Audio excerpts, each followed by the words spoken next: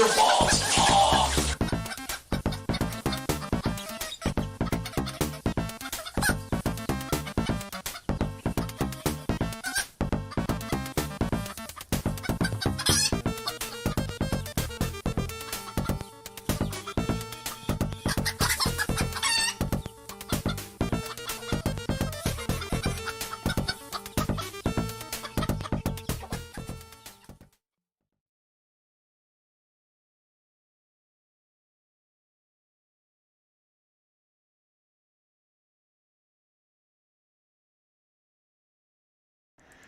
I don't know why I had the last battle music. I don't know. I thought the mic. I did click unmute, but I must have missed it. It's me. I got it fixed. I got it fixed. Don't ask me why I had last battle with the birds. The birds wanted the last battle. They like Kenshiro's nipples. Don't at me.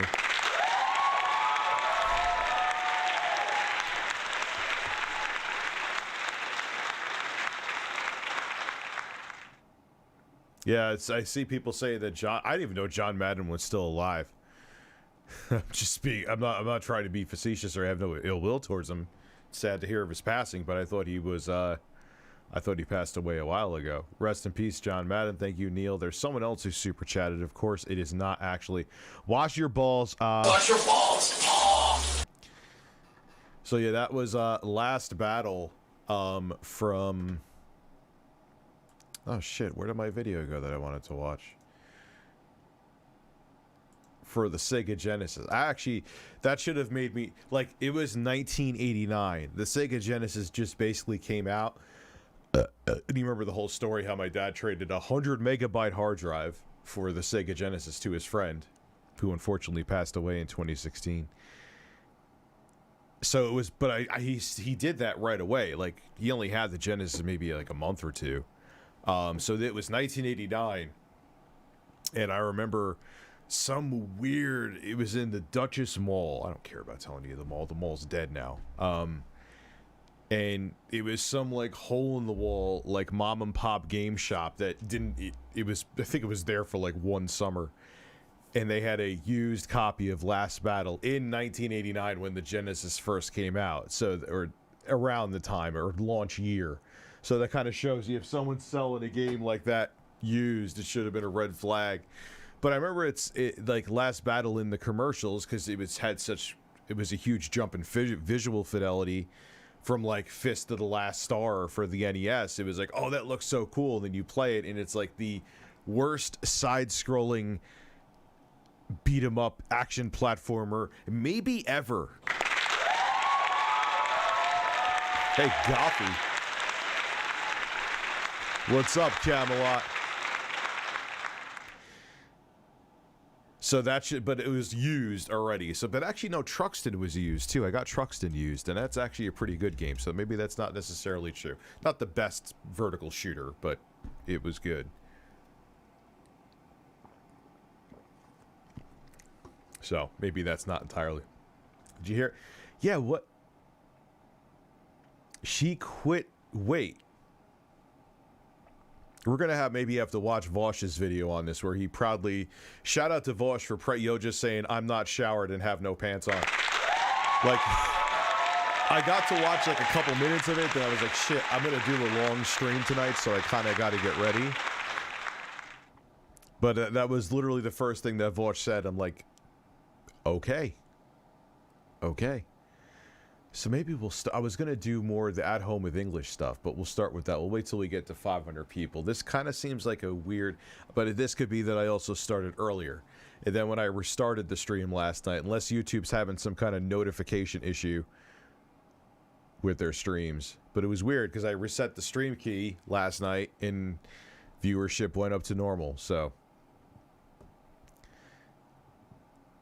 2K in donations to eat bugs.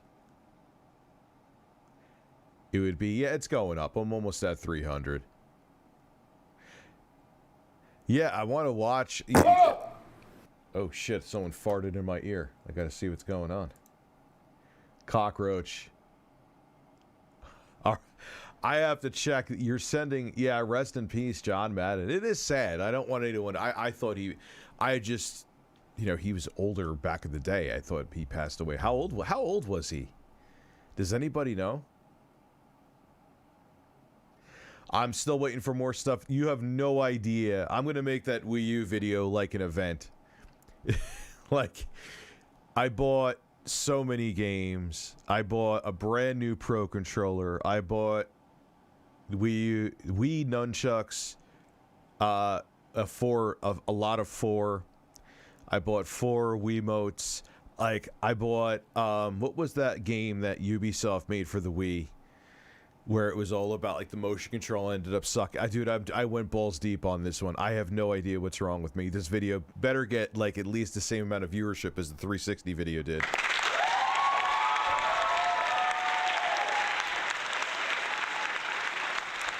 So Lindsay Ellis quit. We're going to have to watch Vosh's video. Not Zombie U. Wii. Zombie U I know about. I got that. It was for the Wii. It was like where you had like katanas and shit. And it was really weird. Like, it wasn't a bad game necessarily, but it was nowhere near as good. Red Steel. Got Red Steel. I may have to ask for a list of games. Maybe I'll do like a quick video on like Twitter, and even on I'll do a short on YouTube. Be like, yo, what's some games you want to see in the Wii U? Because I already spent. I might as well like get Scorsese involved in this shit, so I get my money's worth out of it. I mean,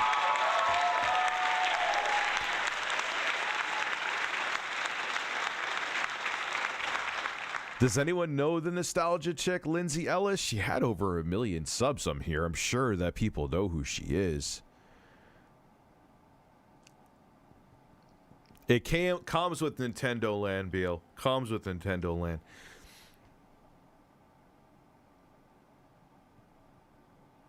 Yeah, and John, it wasn't a bad game. It wasn't a bad game, but it wasn't... It wasn't like the watershed game that Ubisoft and Nintendo kind of, more so Ubisoft, but both of them kind of made it out to, like, this is going to show you what the motion controls are about, and it didn't. It just didn't. So, Autumn District, what's good? Yeah, so who tried to cancel her?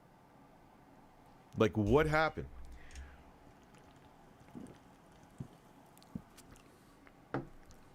Ooh, that is good. Usually I don't like cranberry lime. I know she wrote a novel. Didn't she write a couple novels?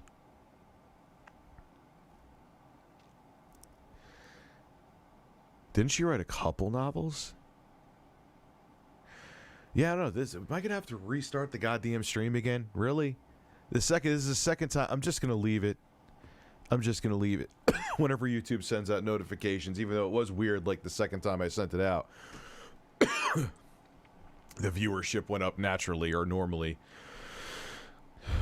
So her own fans tried, but what did she do? What did she say in the book? Like, what happened?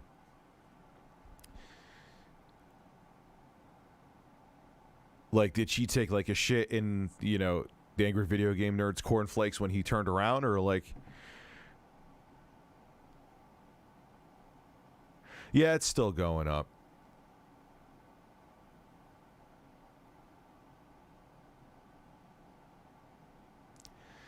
Yeah, you always seem to be here. Yeah, it's just weird. The past 2 nights, and last night I reset it and it fixed it. So that's why I'm kind of like, you know, I have like the Jeopardy music Camelot playing in my head. Should I restart the stream? Because 13 minutes and not even 400 people here, that's not normal. That's not normal. And it fixed it last night when I restarted, but I just feel like I'm a dick to everyone else that's here. You know what? We'll just wait. Yeah, I was thinking about doing that. I don't know if I can, though.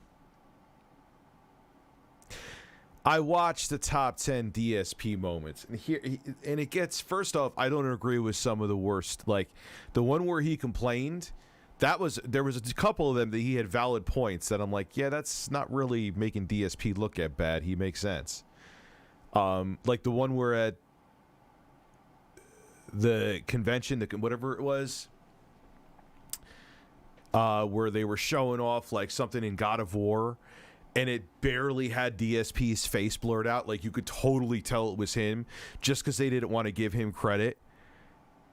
Yeah, he had every right to be annoyed at that. That was dick. Like, if they cropped out his face and like it was just God of War gameplay, like if you ever see one of my gameplay videos and you use my gameplay, if my face isn't in it, I don't care. It's gameplay. Like, there's a billion people that play like Golden Axe for, like, I think that was some old video it popped up in my feed for me today. Like, who cares?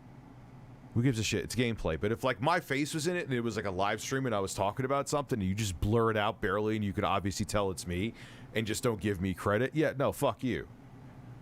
I would absolutely have every right to be annoyed, and so would DSP. I like your Rich, but Vosh is... Okay, here we go. Okay. All right. Still watching the video anyway. Hey, Rich, got a question here. Can you tell the difference between cancel culture and consequences? Yes. Like EDP, consequences. You know. Celebrating the win.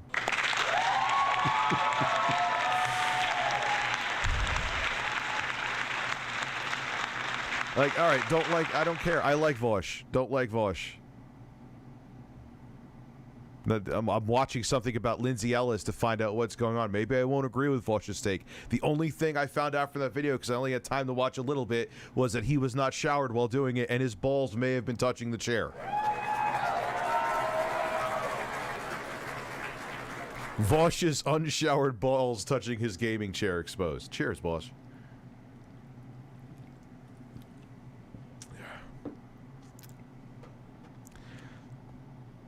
I mean, you could disagree with his takes. I wholeheartedly disagree that he is a grifter. I've got the Moderna shot today. There you go, Yemi Yosemite. You get another 12. Dude, I'm going to stream for a while tonight. We could watch it all. We could watch Vosh talking about Lindsay Ellis. We could watch the Xbox videos, so long as I don't get... You know what I'm going to do? Let's take a little gander at one of the Xbox videos now. Because I'd rather find out now that it will be like, oh, you're blocked in all countries. Than find out 2 hours in the stream. All right, so let's see here. So, all right, let's see. Moment of truth. Moment of truth. We're almost getting to 500, so let's see. Let's see. Let's see what happened. Usually it's the audio anyway. Video games are one of the most powerful mediums ever created. This merger of... According to the article, she was canceled because of a tweet about Avatar The Last, which is pretty damn stupid, if true. Yeah, what was the tweet? It's, I mean, people have said really bad fucking takes, but it would, was it like a scorched earth tweet? I mean, she's been doing this shit for a long time. No, he wasn't a pedophile, nor was he endorsing or supporting pedophilia or child porn. He made a very, like, hot take statement to say, like, yes, child porn is terrible, but why do we accept child exploitation for slave work and things like that? That's what his point was. And everyone who has a hate boner for Vosh takes that clip completely out of context, which it was still worded poorly. He admitted to it. Even on my live stream, he admitted to it. But they take it and have a fucking field day with it. So... it's a shit that I've said in the past before is still used against me. Yes, we could watch that too. All right, let's see. We could go down both paths. I'm down for whatever. I like whatever. Let's put up a poll. We'll wait till it gets to 500 votes. What should we watch first? Not fist, first. Regular car reviews, Xbox, if I could spell today, by well, I'm putting up a poll, so hold your vote.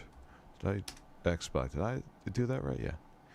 So we'll get to like 500 votes on this, and then we'll see. How about that? There we go. I'll make my window big again.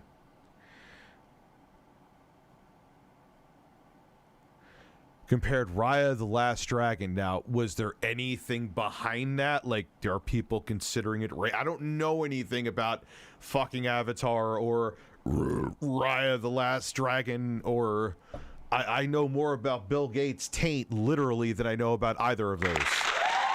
No pressure, though.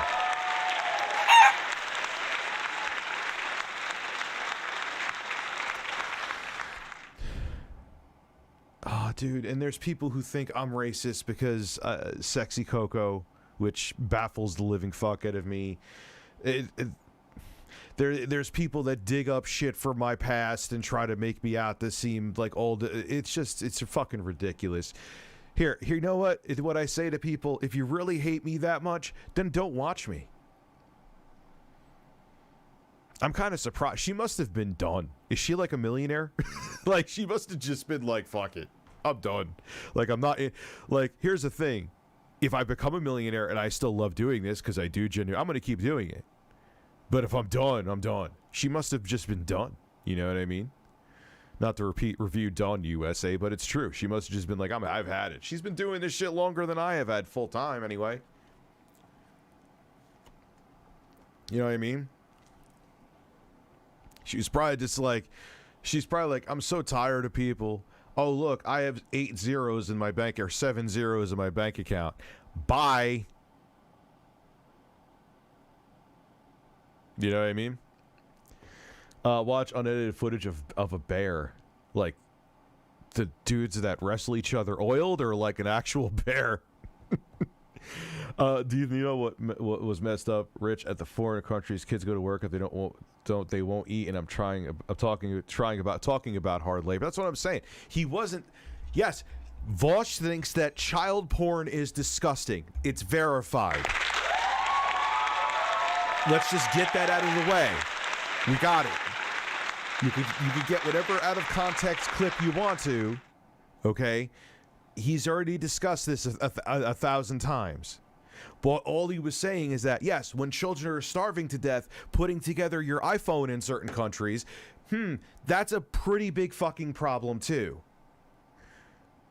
And we just kind of forget about that. That's all he was saying, you know. I think we need to come up with a name for this show. There's basically Avatar, The Last Airbender, Redux. That's the meat of it. It's just, if that's really it, man. Yeah, she made books. Yeah, she probably was just like, fuck this.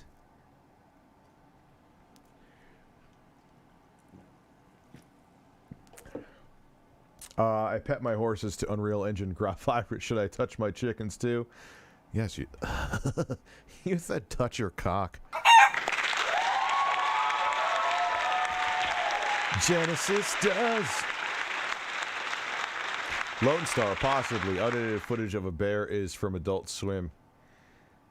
Rich, what? Rich, let's watch The Case of Brent Christensen. I think I've heard of that before. I may have watched that.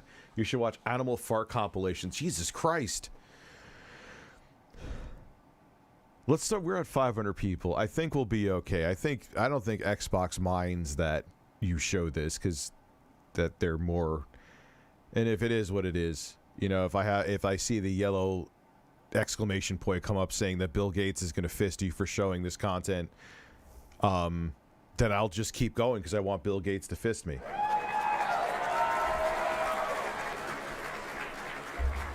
What is this? Oh, yes, Call of Duty Ghosts is arriving for the Wii U. I can't wait. Yay. Man versus Bird. The answer is obvious. Good. Gay Ben. So, we'll go with this for now. Of imagination and technology No has pressure, though. introduced a fundamental evolution in human interaction. It's so weird seeing kids, or obviously now adults, like playing the N64 because I was a teenager. Like I had hair on my ass when I had an N64. I'm old, man. I'm real fucking old. And now represents a culture of 2.4 billion gamers connected worldwide. I'd love to try that accessibility controller just out of curiosity. That definitely probably make for a good... I missed your super chat. Where did you super chat me? Speaking of Xbox, finally nabbed the series. Oh shit. I did miss you, Beal. I'm sorry, dude. Got a bundle that comes with 3 months free of Game Pass. Not all access will be ready Saturday. Good for you, dude. And you got the X too. I'm gonna, even though I have... Man, I got Zombie U. Zombie U's coming. Zombie U's coming. Like me. I got Zombie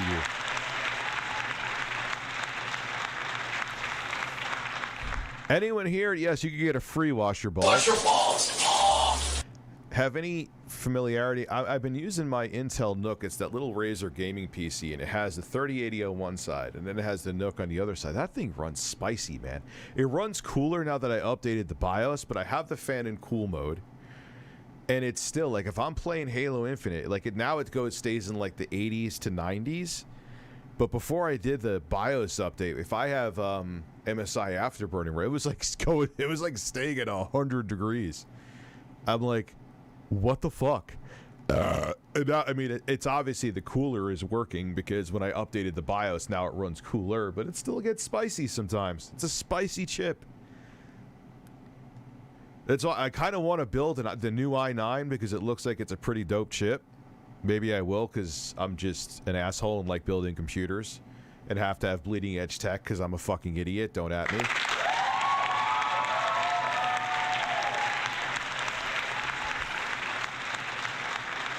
Yeah, it's a hot boy. It's a hot boy. Definitely I know that's the first thing they focused on with the BIOS update was cooling the chip off. Though I could probably undervolt it, but then undervolting causes other, like, even if you run a whole bunch of stability tests, like I had a laptop I undervolted. The new i9 is a space. Isn't it still 14 nanometers too? The new i9. I forgot what the fuck I was saying. Yes! But just 20 years ago, the console that kicked off the era of online gaming in the living room almost didn't exist. Do you ever want to make... Yeah, but it's such a hot running chip, man. It is what it is when you're trying to pack. Yeah, so I don't know. Does anyone else, everyone wants to see the Xbox biography that I'm already watching? I'm stoned and I forgot that I actually put up the survey.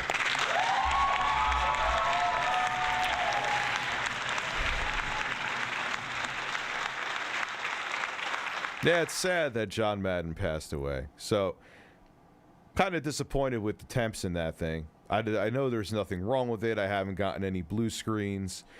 But Intel chips always seem to run fucking hot, man. Oh, they finally went down to 10 nanometers. Well, welcome to finally going. Remember they had like the super duper 14 nanometer, 14 nanometer plus plus plus plus plus plus plus plus plus plus plus plus plus plus plus. It's like, all right, Intel, we get it. You can't shrink the die down any smaller. hardware?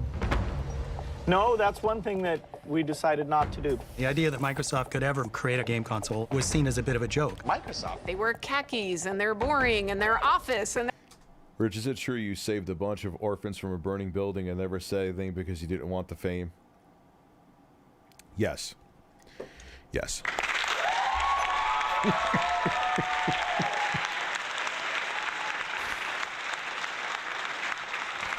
It's the no pressure though, guy. And you have a Turbo Express, I see you.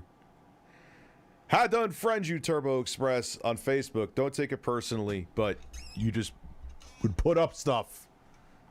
Not that there's anything damning there, but... So, we could talk all the other places, though. Don't take it personally. I unfriended other people, too. Even people that I know in real life, so really don't take it personally.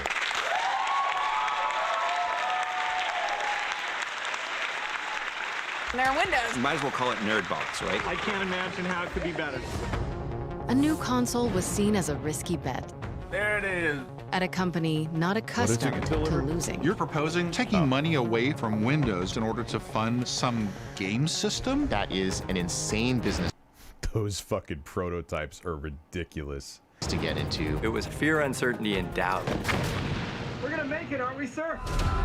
This is the story of how a One thing passionate group shut of up. Why am I gamers not even going to say forever anything? Why am I changed the gonna course talk? of a corporate titan. They saw the future. Broadband internet. Microsoft, if you're not going to block this video, there may be a copyright claim, but I don't care about that much. Thank you. This is like what fair use should be. Fine, you want to take the ad revenue, the couple bucks I'll make off of it, I don't care. But blocking it is what I really only care about. To the television set. Like, you can do that? And then Bill says, we should do this. We should let these guys do this. And the journey to get that controller into our hands. This thing is. And then Bill said, could you find a hooker to massage my balls? No pressure, though.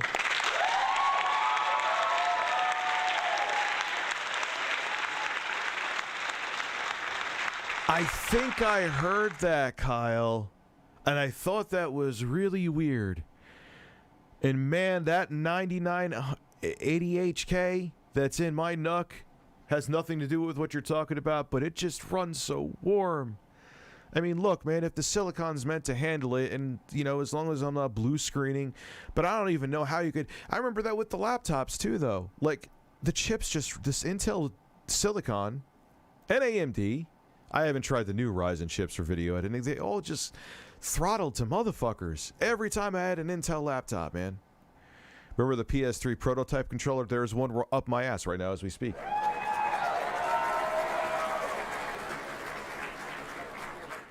I wondered Young Jello if I can.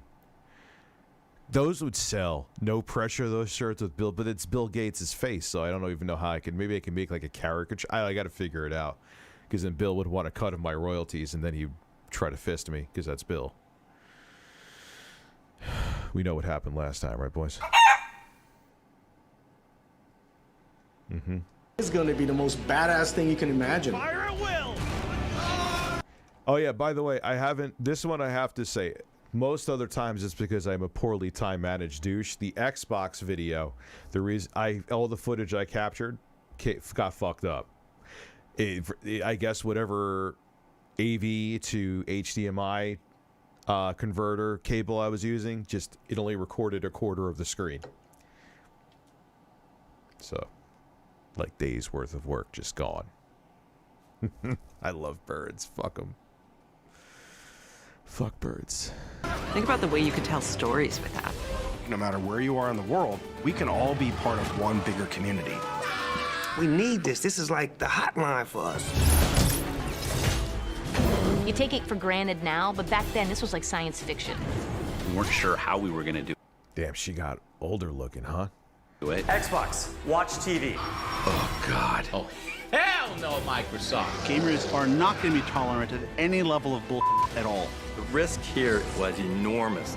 You're always just one catastrophic bug away from not making it. I remember thinking, hey, maybe we're in over our heads. Next VidCon, maybe, dude. I don't know. We'll see, Bubble. There's a new contender in the video game wars. Xbox is going to be the future. Truly the future of video games. I love... Oh, we get to watch The Rock and Bill Gates interact. There was no chemistry, and that's what made the chemistry between them astronomical. There was... You couldn't have found more of an odd couple to give me an erection.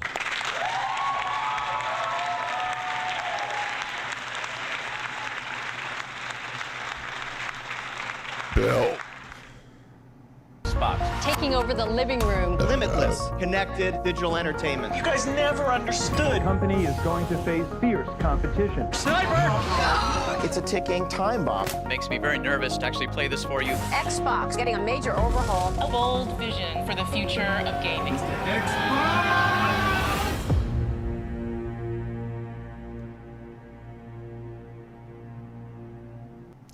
I always remember getting the vibe, and I think that's what Microsoft was going for, at least initially. They've kind of stepped away from it now. They were very dude bro back then. It's like, shoot someone in the face and drink a fucking energy drink while you do it. Bill Gates is watching. Yeah, that was a nice headshot. No pressure, though.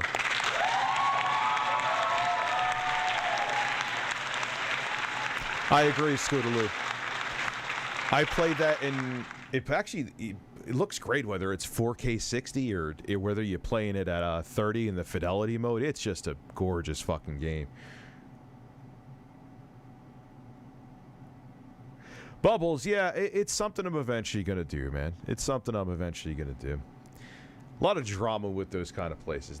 That's not the fans. The fans are great, but behind it just... We'll see. It's definitely going to be something that happens, though. No pressure, though. Microsoft, Chapter 1. Bill Gates is naked. Hello, I'm Bill Gates. Yes, he is. Look at that hair. Bill just went into the barber and he was just like, "Oh, Bill, what kind of haircut you want today?" I'll take the disheveled toupee.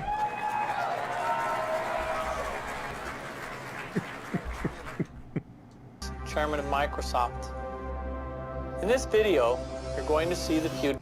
There's a man that's ready to eat your ass. Microsoft first came up with the Windows concept back in 1983. I'm going to show you. You stole it from Apple, which in turn stole it from Xerox, but okay. The idea, the concept of a Windows-based UI. Xerox actually in Steve Jobs was, well, he was Steve Jobs and just said, "Go fuck yourself, I'm stealing it." And then Bill was like, "Hey, yeah, that's a good idea, no pressure, the fuck off, Steve." That's really like the super Cliff Notes 5th grade edition, but I'm not far off the mark. Real quickly, a couple highlights from the product. The I graphics said Apple did interface it. is an integral part of this new generation that take PCs much further than they've gone before. When I came to Microsoft in 1987, the average age was 27, and I was 27. We were an amazing young company with an amazing young founder in Bill Gates. Oh, Bill is looking like a snack there. He knew business better than anybody out there, and he also knew technology. And he obviously knew hairstyles better than anybody, too. He was able to synthesize things that nobody else in the industry could. It was incredibly fast-moving.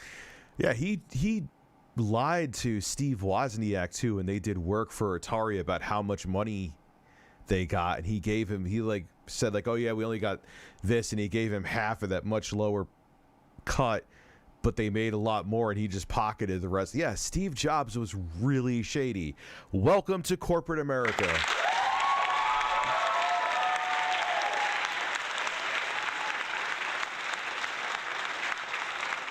It was the kind of place where people didn't hold back. For someone who just wanted to really let loose and grow and learn, it was an amazing place. Bill Gates.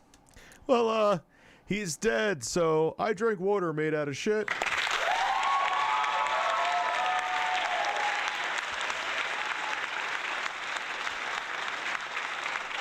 And the team back then were the disruptors, which was exciting and palpable. We just thought of ourselves kind of the rebels, kind of, you know, where the big companies like IBM were these huge companies, but we were this little rebel group of hackers, you know, doing this cool work. I'm very optimistic about where we're going. But that really changed in '95. Windows 95 has taken over computer stores. They were online in the middle of the night. Personal. Yeah, I remember the hype around Windows 95, man. I've never seen a piece of software hype like that ever at the time and since. I don't think I've ever seen a piece of an operating system. It was so weird. Thinking back now, I mean, back then it was normal. You just hear, "Start me up," from the Rolling Stones, and like every other fucking commercial was Windows 95.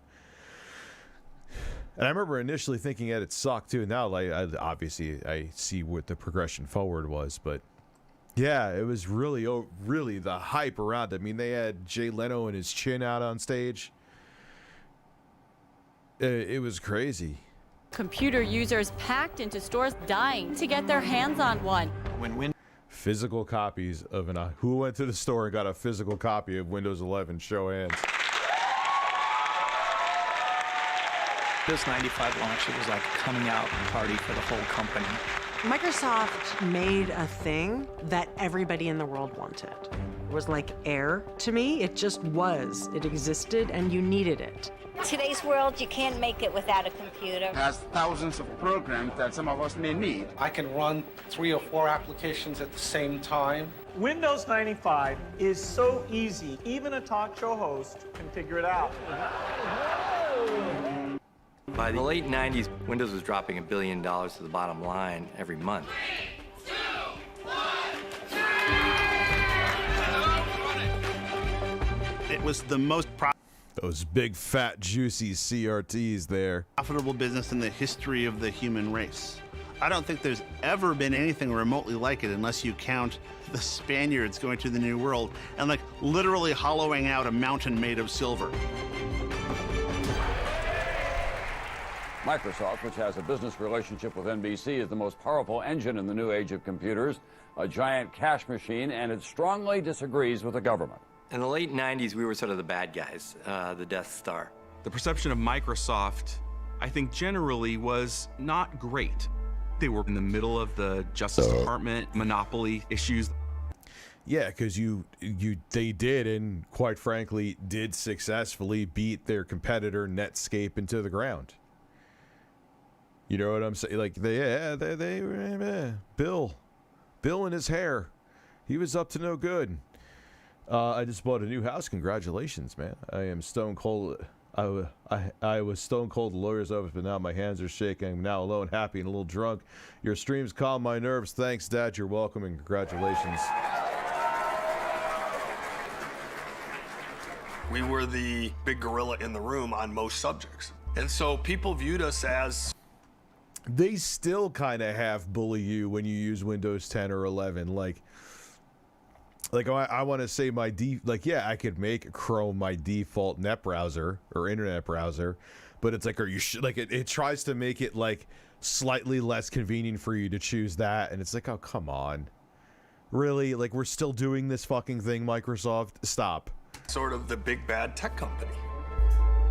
By 1999, 90% of computers worldwide used the Microsoft Windows operating system. They were untouchable, without comparison or viable rival. We've been successful in the operating system world, built a huge PC business, built Microsoft Office into this big business. We were the tech behemoth. Windows overtook that industry and transformed the world. But during that period, disruption was coming from all sides.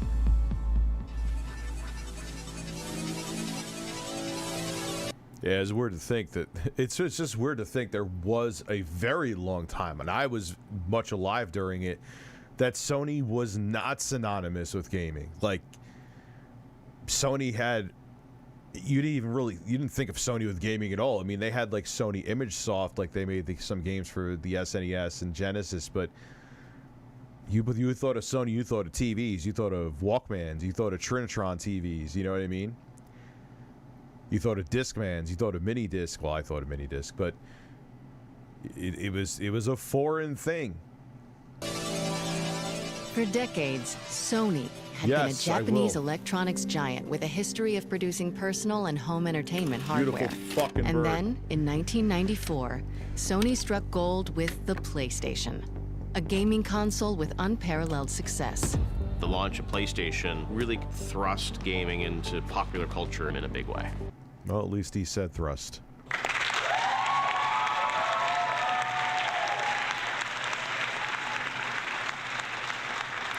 I think I installed mine from a CD-ROM, man, because I remember that was one of the first things I wanted for that 60 megahertz Pentium. Yeah, 60 megahertz was a CD-ROM drive. That was like the shit back then. That was like having the 8 terabyte drive in the Ioneo that I have now. I think I installed Doom from floppies, though. It was a lot of floppies. And Sony saw an opportunity for gaming to be even bigger and touch entertainment. What Sony discovered was a console was... He has an Alex Jones caliber head.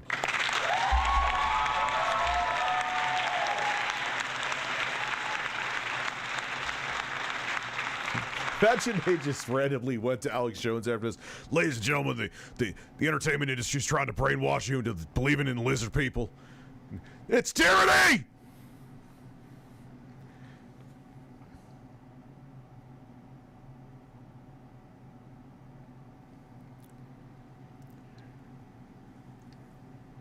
Kyle, you remember installing Windows 95 from 3? Man, 13 floppies seemed like forever.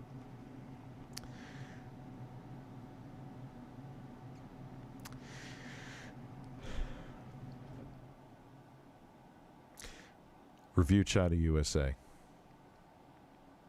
I hope you enjoy the holidays. Have a Merry Christmas, or had a Merry Christmas, and have a Happy New Year.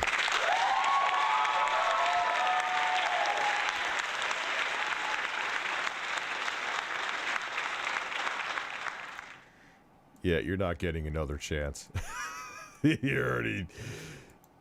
I gave you a million chances. But thank you for the money, though. And enjoy your holidays. Excuse me as I drink my cranberry lime seltzer and stare at my bird.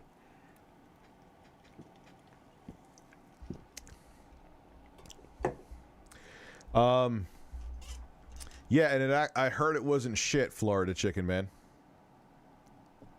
Imagine Bill QVC Expert versus Bill Oblivion NPC. That would actually probably be a more engaging conversation than he has with Bill the Tech Expert here.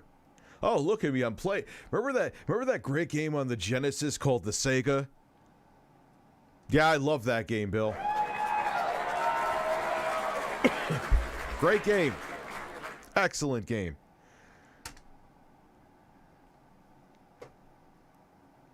Really a Trojan horse to the living room. And once that device got into the living room, it could be a multimedia entertainment device. Sony was putting different things into the home. Yeah, that was a thing. Oh yeah, camcorders was a big thing with some DVD players. Yep. I could pretty much, like, do they have their multi-disc CD players? I remember those were nice. They had the yeah, that was such a 90s setup right there, man.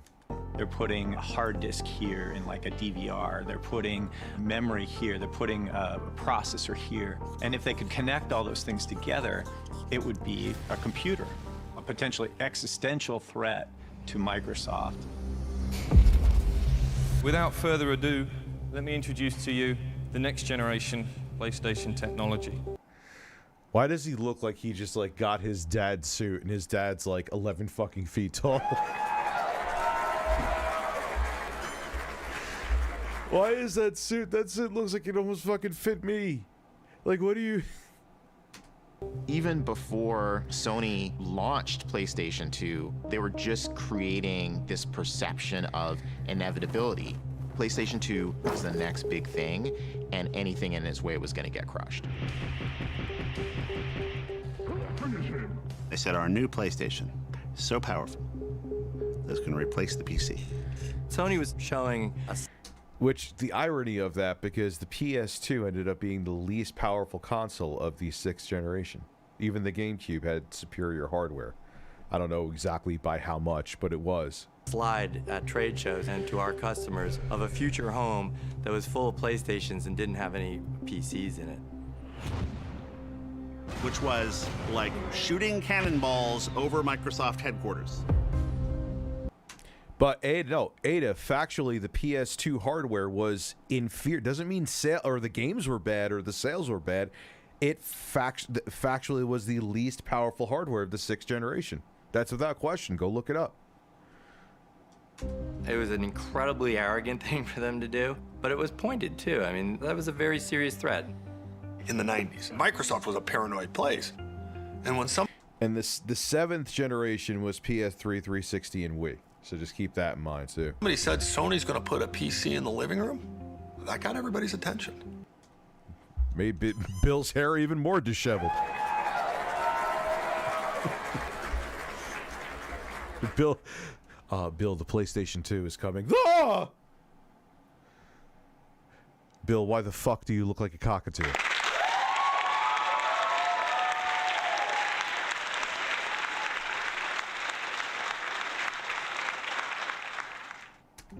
And if Sony was at the point of... That's why I always kind of giggle like a schoolgirl when people say, oh, Rich, you know that Nintendo's never been about powerful hardware. I'm like, SNES.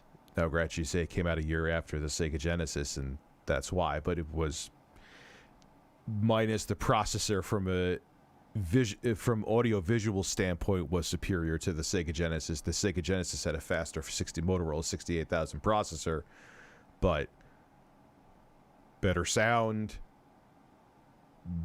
better, more colors on screen, better picture processing unit.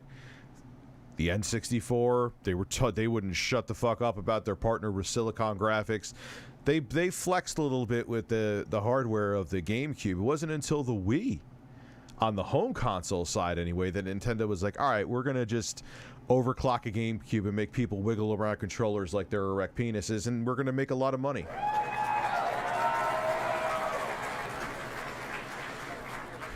So that's why when everyone, like, they've never been like, yeah, they have. They were for a while about the superior hardware. I mean, technically, if you think about it, what was the NES was one of the first systems that had hardware-based scrolling, hardware-based scrolling. I couldn't think of the word. So when you scroll, like Castlevania on the MSX, it was a room-by-room thing because the MSX didn't really have natively anywhere hardware scrolling capabilities. The NES did. So yeah, it was the Sega Genesis could put, or the Sega Master System could put more colors on the screen and blah blah blah blah blah blah. But the NES, even the NES, kind of was a little beastly 8-bit luscious console, and the NES to this day still has vastly superior audio hardware than the Sega Master System, at least on the state side without the FM chip. Barber, I don't know. There's a lot of people who didn't get fucking notifications tonight, and the birds are pissed.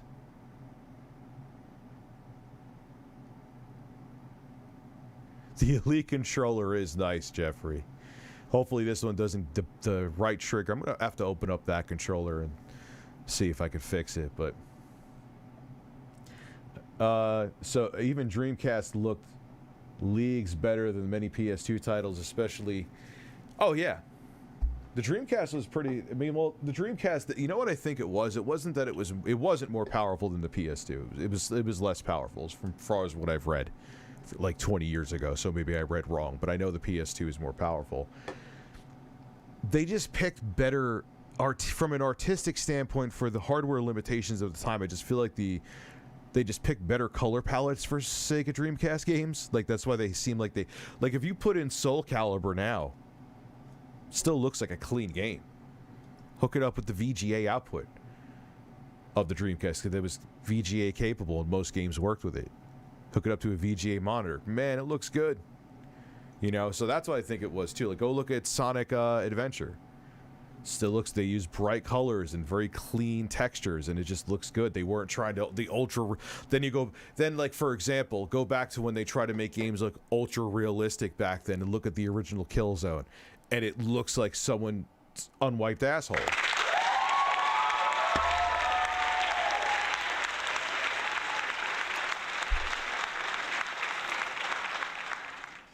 So,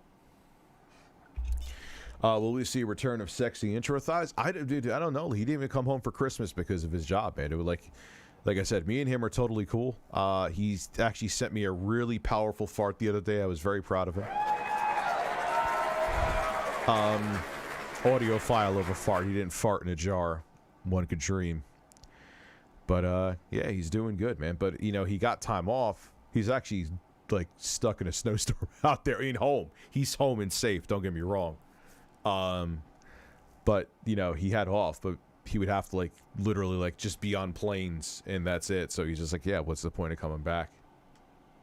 Locking down the living room, what was Microsoft going to do?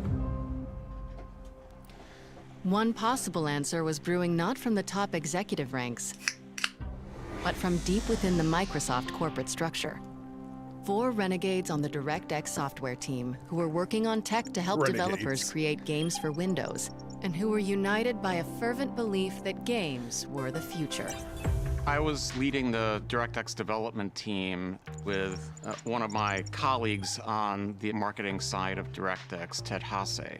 You know, the question that we were starting to ask now we're slightly above average in viewership. YouTube is doing weird shit, man. Is where was all this graphics technology headed? Windows had won the desktop operating system wars. So we're starting to ask where there could be threats or opportunities in the future. We quickly narrowed down to games and an all-encompassing entertainment platform. Oh yeah, the first Crash Bandicoot, you had to use the D-pad. Ooh, I was actually watching a little bit of like they had the developer, one of the developers from Naughty Dog on there, and they actually had to like find more memory in certain places in the PlayStation hardware to get shit to work. Pretty nuts, man. Big Rich, thoughts on eGPUs? Don't like them. They always seem... I've tried multiple GPUs in multiple enclosures on multiple pieces of hardware, and I got it to work, but it was always like a little finicky. And on top of it, too, because they don't have the bandwidth yet through Thunderbolt, you're gonna lose... You're gonna... Like, putting like a 3080 would be useless. You know? I don't know. I mean, if you only have a laptop and you want to get an eGPU and you bring that laptop to work and that's the same laptop you want to use home and game, and you find a decent setup and you find a decent eGPU, you know, hey. But I don't know. I'm mixed. I'm not a fan. For the living room as being an opportunity for us. Otto had carefully built a career at Microsoft, and he had already taken a risk because Otto could. Now, I believe someone asked, did Soulja Boy make up that he didn't get an explanation? No, I believe he didn't, because they don't give anyone explanations. They've done it to, whether it be Dr. Disrespect or DSP, they don't give explanations. Or they give vague ones at best. That mean that, like, okay, you violated what? Could have been an important programmer in a legitimate Microsoft group, like Windows or Office. Instead, he chose to be in this DirectX group because he was passionate about graphics. Ted and I both had folks on our teams we felt could bring some additional brain power to the conversation, including Seamus Blackley. How do you describe Seamus? He's just a piece of work. One of the most brilliant people I've ever met. Besides being a physicist and a really amazing mathematician, Shane has really embodied the heart of what it meant to be a game developer. When I saw arcade games when I was little, when I saw computer space, my first idea was not, I want to play this game for hours. My idea was, how can I make my own thing? One of Ted's employees was Kevin Bacchus, who had a financial and market analysis background.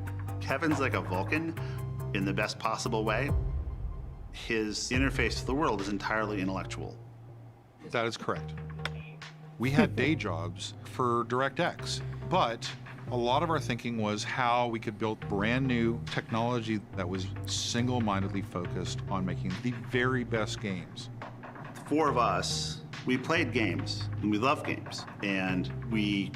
I love how someone actually drew that guy on the left. They drew his chest hair.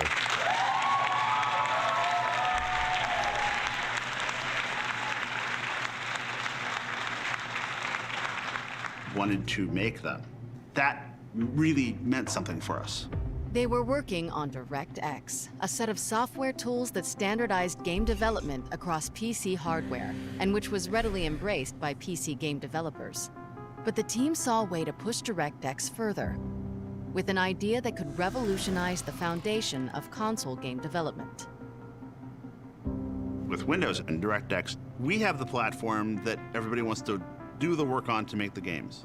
We already have the entire infrastructure. And the most 90s haircut ever right there.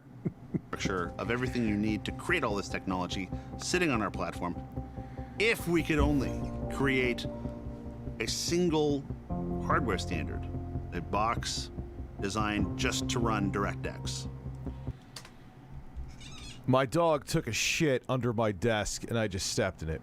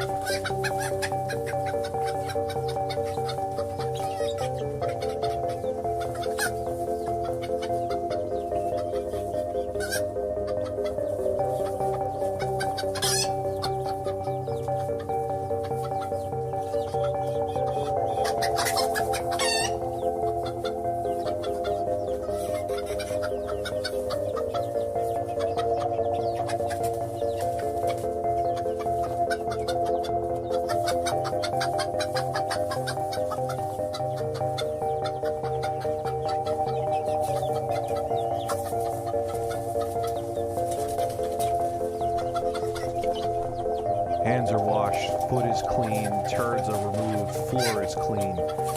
I am gonna go get more coffee. Fuck my dog.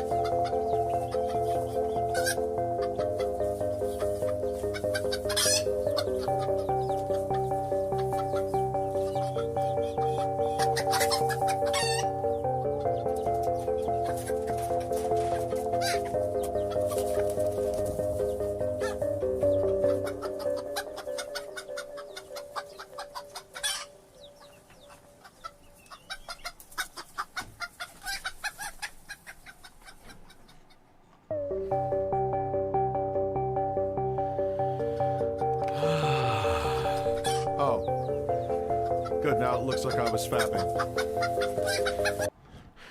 Look, I was fapping.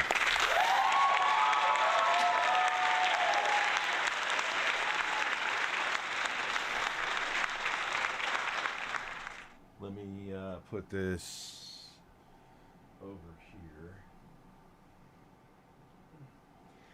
Yeah, so thank you, Bruno. I'm thinking like, oh, I thought maybe it was like the cord for my headphones. I look under and I'm like, oh, I am rolling around a hard piece of dog shit right now. But my foot is disinfected, the floor is disinfected, my hands are washed, my penis is still small.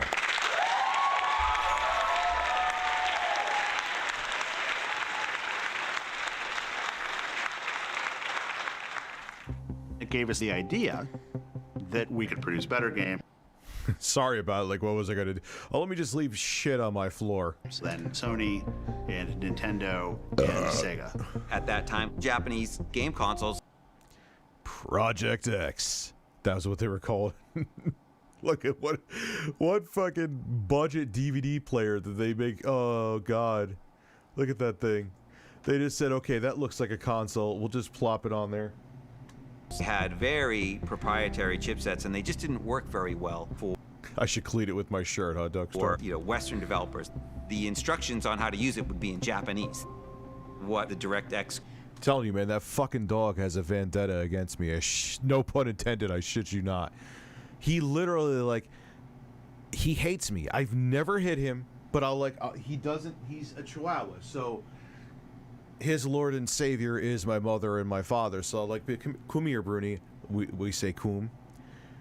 And he doesn't want to because he's a possessive Chihuahua. You would think though, how if I try to go like this to get him, he'll snarl. You would think I beat the shit out of him. Never laid a hand on the dog except out of kindness. Even after he bit me, the little shit. This group was proposing was there's a better way to do this. We're going to use PC architecture that you're familiar with, which is just going to work out of the gate, so they could spend more time crafting and building their game. Ah, you mean the This Chicken song?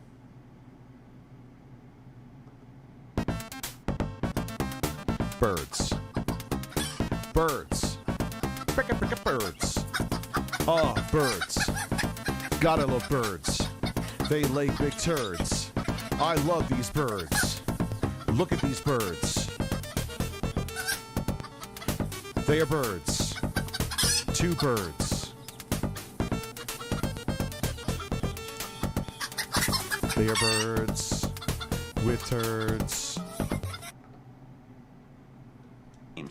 They had an incredibly developer-friendly story. You already know how to write these games. If you've written them for PC, you can write them for console as well. That message was pretty powerful.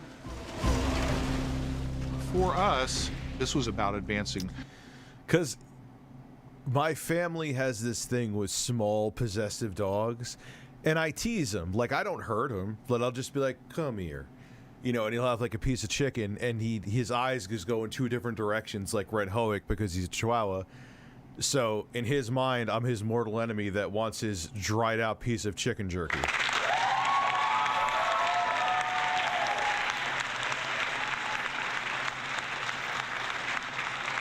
Which I'm still fat, but maybe at 420 pounds he would have had to worry about. The gamer's interest and the game developer's interest, which would advance Microsoft's interests. So we decided that this was the right time to try to build support for the idea of Microsoft building a game console. At the same time, nobody ever believed that Microsoft would actually have the audacity to attempt such a thing. Why? I'm pretty sure they had more money in the bank even still than Sony back then, I'm pretty sure. The 4 of us. To me, I kind of thought it seemed like a natural evolution for Microsoft to try it. We were on a journey to get support for this crazy idea around putting a DirectX-powered box in the living room to deliver interactive content. You literally put a Pentium 3 gaming PC into people's living rooms. Grand Theft Gamer. We were trying to crash meetings and get traction on this thing. We were an annoyance. They tried to buy Nintendo. Who knows who the hell we are? and we were constantly discovering super important people who were roadblocks or who wouldn't get it and who didn't think games were important. Harry Reid died? He wasn't former Democratic Majority Leader Harry Reid. Why do I know that name? He wasn't that old, was he? You're proposing taking money away from office development in order to fund some game system? These people dreaded having meetings with us. No surprise, displacing the stated direction of a company at the scale of Microsoft was not a trivial undertaking. Realizing that who you knew... No shading or lighting effects there. Damn, that is so 2000. I know that's Hitman. Which Hitman has to be like... He was 82, okay. It wasn't a full Pentium 3. It was basically a Celeron with some enhancements. I always heard that, like, back and forth on that it was like a beefier Celeron or it was a Pentium 3. But what it was literally a, let's say, Pentium 3-esque gaming PC inside of a console. Harry Reid. Okay, I gotta look him up. I don't know why I don't know off the top of my head right now. Inside of Microsoft was at least as important as what you knew. Yeah, John Madden just passed. I like I said, I wasn't saying that to be facetious. I just thought he passed away already, but I guess not. But it's still sad to hear that he died. We brought in the guy who could try to build support for the idea of Microsoft building our game console, Nat Brown. I had a lot of time spent talking with different teams and working with kind of long-term strategic planning. Nat had an incredible network of connections. He opened up a lot of doors for us. Nat was sort of like our Obi-Wan Kenobi, this wizard figure who would show up and go, oh, I know who you need to call. You need to talk to the guys in this division or that division. He knew. Networking with anything is a pain in the fucking ass. You got to email one person and get in contact with that person, and they have the email of the next person. And you would think in 2021 everyone would be, but no, they don't want you to have direct contacts because their phones would be blowing up all day. So it's a rabbit hole still to this day of, all right, if you could get through all these people, then you probably are worthy to speak to XYZ. So good luck. To the structure to Microsoft. It's been nothing but a fight to figure out how the place works. One of the first things Nat said was we needed a proper code name. Something that would plant in people's head and take on a life of its own. Oh, Schumer's a fucking joke, dude. Nat said, well, isn't it really a DirectX box in the living room? I'm like, yeah, it's like a DirectX box. That's what it's about. And we just put up on the board, let's call it the DirectX box. So we had this awkward thing in our mouths all the time. There's a DirectX box. And I remember saying, that's too long. It's just Xbox. And we liked that. That was our code name as a stand-in until we had something better come along. We built a business case that showed. It's so weird though, but that name kind of put them in a box because, no pun intended, because like you couldn't just name it Xbox 2. It just doesn't flow like PS2 or PS3, you know. So it was like Xbox 360. All right, I get it. It's all revolving around entertainment. Xbox. Then you're going Xbox One? Wait, Xbox the first one? Or what is an Xbox One? Xbox One X? Like, and then if you even really think Xbox Series S, Series X, sure. You know, I mean, the Xbox in itself is a perfectly fine name, but to make sequels of it, they must have been some sleepless nights in some boardrooms for marketing being like, what the fuck do we call this thing?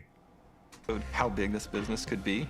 To get buy-in on that, you have to distribute it. You have to go socialize it. My trick was getting our stuff in front of executives to make them say, I want to understand this business. The team set their sights on a logical choice. A senior executive who spoke their language, literally. Yeah, I'll play real quick. Ed Fries was a Microsoft lifer. He joined as an intern. Ed had been flowing hair. He had that raging, flowing mullet. Critical in the development of Office. It's one of the biggest franchises, even at that time, that Microsoft ever had. He had this passion for games. He loved games. He programmed a game at a very early age. When most high schoolers were getting their first minimum wage jobs, Freeze was already cashing royalty checks from his first game. So let's take a look at this high-quality product. A clone of the hit arcade game Frogger, aptly That's a banger right there. named Froggy. Highly original, as you can see. Yeah. When I left office to go, I've had bowel movements with more passion than fucking Chuck Schumer has on the Senate floor.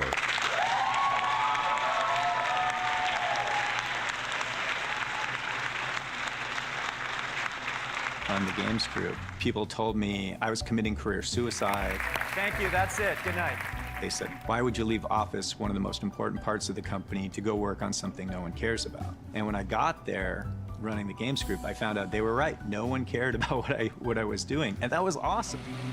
In '95, the games group was really small. It was like God, that was such a 90s UI screen for a game. 20 people. In a lot of these tech companies, there's not as much respect given for those other disciplines. Microsoft at the time didn't care very much about games. I think we were just more of a hobby.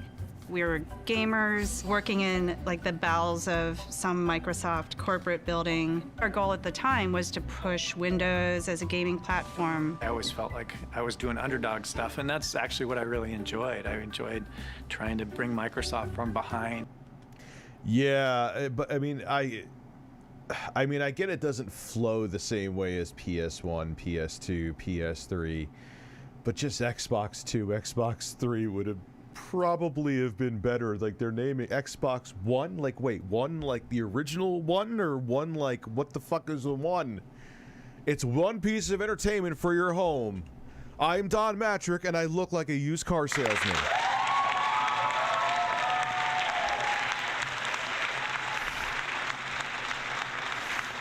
And the irony of that whole thing fucking is that a Fire Stick, like, a year later would have done everything that they were like, yeah, okay, so you're making TVs into smart TVs.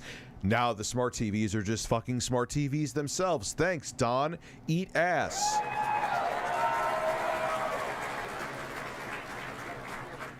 In PC games. After Windows 95 launched, we had to wear these t-shirts that said Microsoft knows games. You know, I think they say the same thing here. When you have to wear a t-shirt saying Microsoft knows games, you know shit about games. it was obvious. We didn't really know games, otherwise we wouldn't have had to put it on our shirt, you know what I mean? Xbox 720 would have been a better name than Xbox One. It makes no sense, but neither does Xbox One, so... Choose your favorite form of world domination in Age of Empires. But after a couple of years, we launched Age of Empires. It was kind of crazy what a fascination that game became. And it was one of the signature PC strategy games for years. That was actually a huge success for us, and we started to do some acquisitions, and we were growing our publishing business. As we started to ship more quality games, we finally got to the point where we were respected in Microsoft, and people were like, okay, Microsoft actually does know what it's doing when it comes to games. Ed took a broken games business and fixed it and made it profitable and found a way to do it at Microsoft. These are difficult double black belt Aikido corporate moves. Kind of shows, though, how you have to have, like, unlimited resources to even have a chance in hell.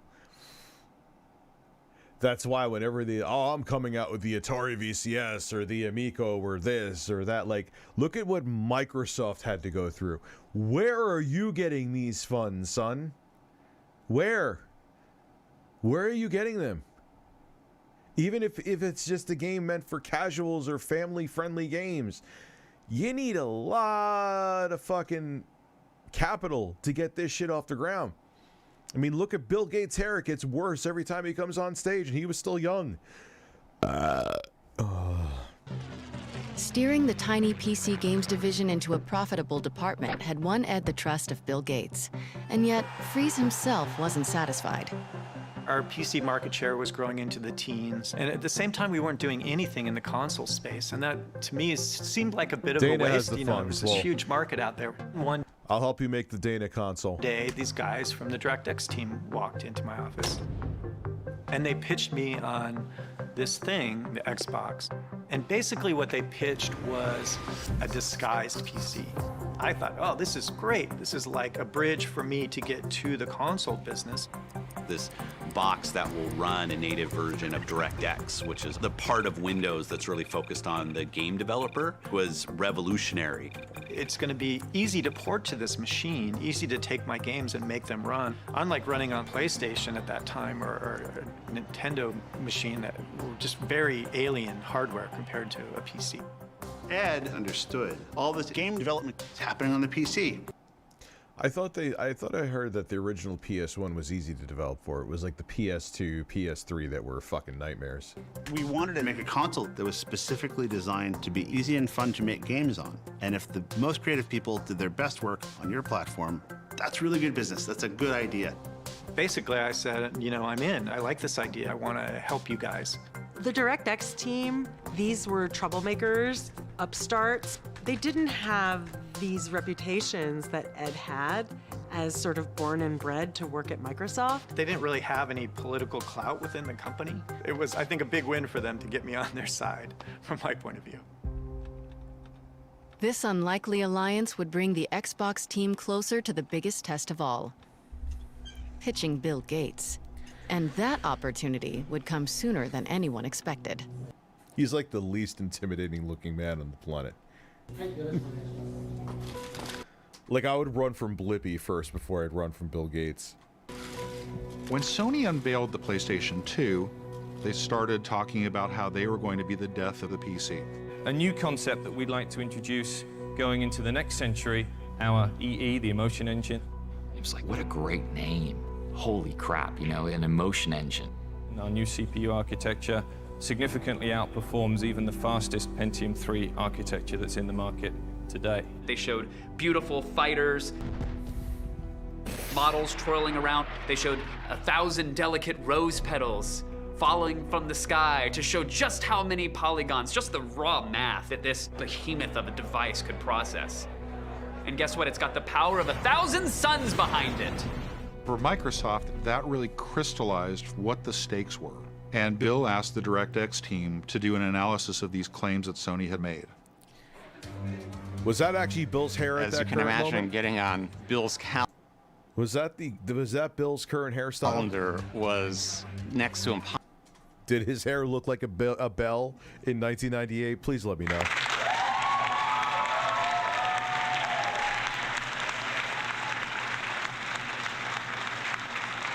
Possible. I felt a huge sense of pressure to make things happen, and no pressure though. Make them happen quickly. Otto and Seamus. Yeah, if Xbox didn't have Halo, I don't think there would be an Xbox. There wouldn't be the Xbox Series consoles now, without a doubt. Provided a fantastic breakdown, very technical, what the emotion engine did and did not do, which claims were true, which claims were exaggerated. And at the end, they very audaciously slipped in a little mention of the fact that, you know, we could build a console too. And we put together what we thought at the time was a pretty compelling argument. Yeah, or no, no, wasn't it they said like Saddam Hussein was like stockpiling PS2s? Jesus fuck. Gates had been curious about the viability of a Microsoft console, but it wasn't until mid-March of... You know he has like 3 butt plugs in both of those suitcases, right?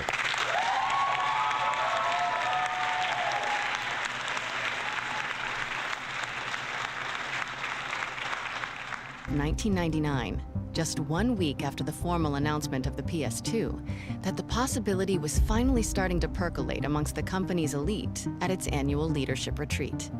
Semiamu was Bill Gates' annual Think Week, to think about strategically what... Come with us to think about Bill. Watch your balls! Sort of projects that they want to greenlight. One of the programs that you do at this 3-day offsite is a idea generating effort. We all sat in a room, and people could propose a topic for a breakout. We would write down a question, and we'd stand there with our question in front of us. People moved around, and everybody voted what topic they wanted to work on. And the question I wrote that year was, what if The cable companies like AOL and Sony all got together and they all pooled all the subsidies that they were paying to acquire customers. They could put out a box for free because it would be so ubiquitous and so highly wanted. That's all I said. If they could get it into the home as a game console, it would be like the comet that hit the Earth and wiped out the dinosaurs. I mean, the PlayStation 2 was wildly successful, but Jesus Christ. I mean, the Windows PC.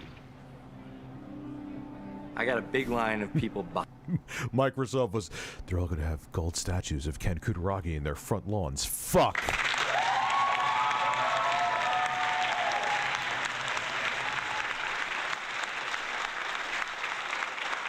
behind me on that one, and including Bill. And off we went to start talking about it for a couple hours. And so we had a sort of a 2-hour thrash on pros and cons of video game console. What was the state of play with Sony? And coming out of there, Gates just called it. He wanted me to look into what we should do about it. Thompson's big question resonated with Gates, and a call went out to the entire company looking for anyone who could answer. They said Bill got mad in meetings. I'd love to see Bill Gates mad. He's like the last... I know he does get mad. I've heard he gets pissy. But I would just... I would never be able to find Bill Gates intimidating. It was sort of an all-points bulletin to senior managers all over the company saying, anybody working on any of this kind of stuff. And so in March of '99, the DirectX team and every other group in the company that touched games in any way was brought together for a meeting to talk about whether we should have a comprehensive game strategy for the entire company. We took that opportunity to say, listen, not only do we have a perspective on this, we actually have a presentation, a PowerPoint deck that we'd like to share with everybody that says what we, the DirectX team, think the company should do. And obviously that created a great stir at the meeting. Nobody was expecting that. But it was a great surprise to us to find out there were other parts of the company that had aspirations of doing this. Imagine Bill Gates punching a hole through drywall. Damn it! Ah! Same thing. I was running a team in what was known as the Windows CE group. Windows CE was an operating system designed to run devices like handheld computers or... Fucking PDAs. Everyone... Fucking PDAs, man. Even game consoles. Via partnership we struck with Sega around their last game console. Remember at Circuit City Express, they had compact PD, because like that was started by Palm, you know, and everyone thought then once cell phones like started to do more than actually just dial a number and like you could save contacts in there, like rest in peace every fucking PDA ever. Not even smartphones, like just feature phones where you could like text and save numbers. That was it.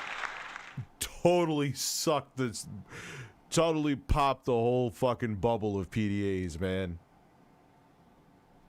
Done. Console, which was the Dreamcast. We had a pretty capable hardware team.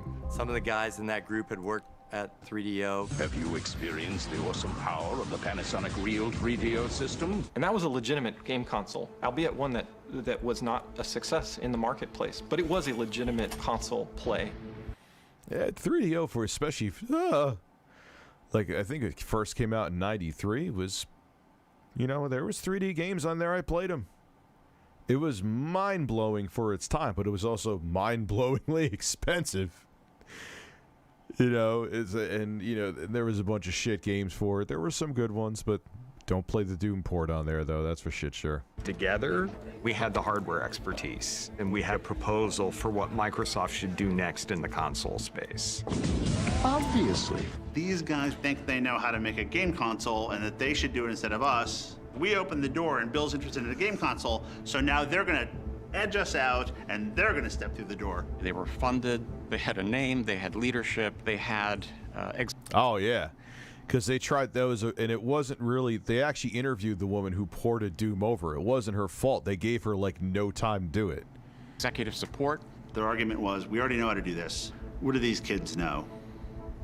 Go with us. The DirectX team was young and hungry, full of tech. What the fuck?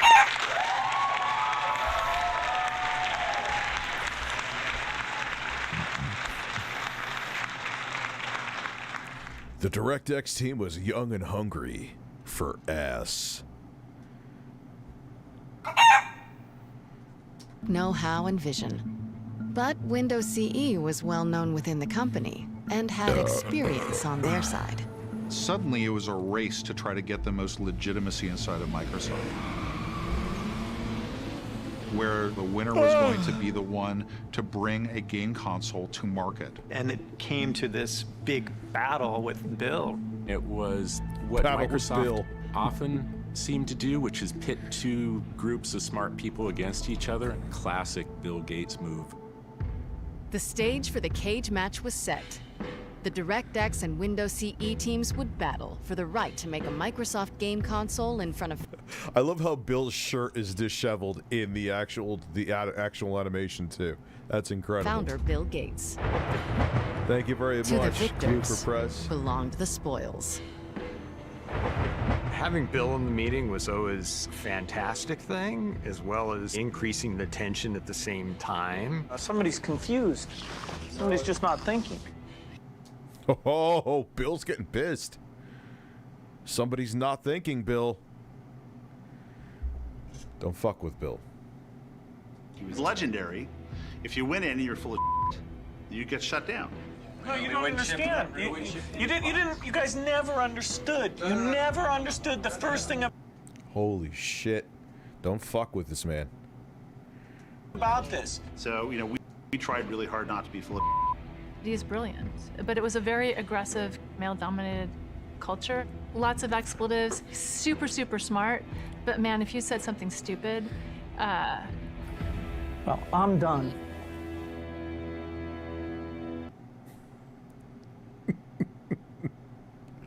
Why is his hair like that? Why is what? Like, just a little gel, a little something. I mean, I love it. He looks like a cockatoo.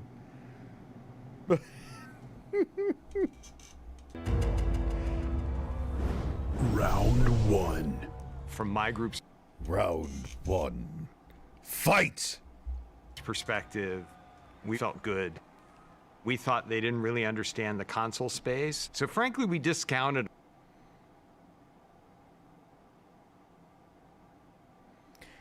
You had a boss, two teams competing against each other. The losing team actually got laid off. Holy fuck. Talk about like the Hunger Games, man. That's like, I could see being competitive, but like your job is on the line. Ooh, come on.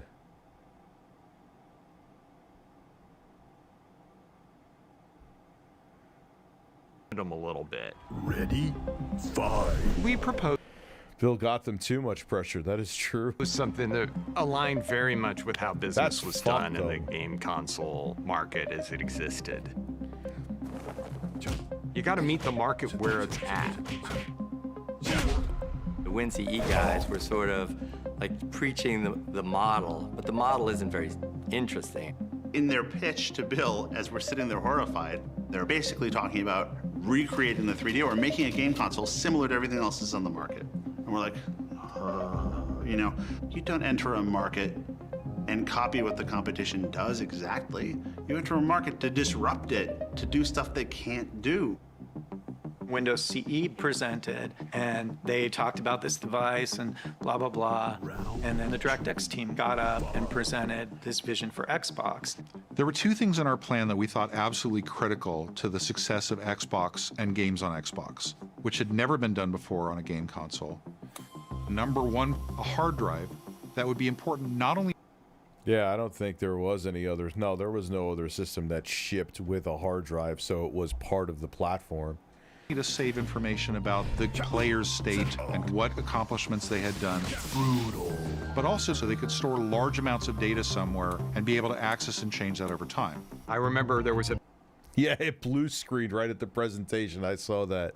You just saw the rage on Bill's face. I'm surprised his actual hair that looks like a toupee didn't turn into a toupee and fly off like a bird.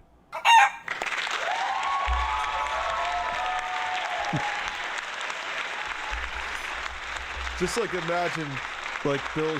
I know he's not. He's just on the board now. He stepped down from Microsoft ages ago. But like they're showing like a presentation of Windows 11. It goes to a blue screen. And Bill's hair just turns into a crow and just goes. Look what you did now. My hair. Look where it's not on my head anymore. No pressure though. Fuck you.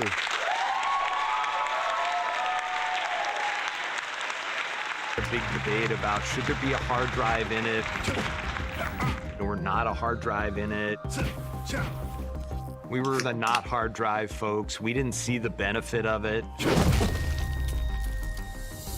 The second component that we thought was absolutely critical was Ethernet. The Sega Dreamcast was basically the first console in history to have any kind of online component to it. But theirs was dial-up internet using a modem. That was the Well, it did have you could have a broadband option, but by the time Dreamcast was dead. You could get a broadband modem to put in there. Technology of the time. We realized that that was a short-term solution. What we wanted to do was to point towards the future and integrate Ethernet and high-speed broadband internet to the television set. We wanted to bet on the future rather than on the present.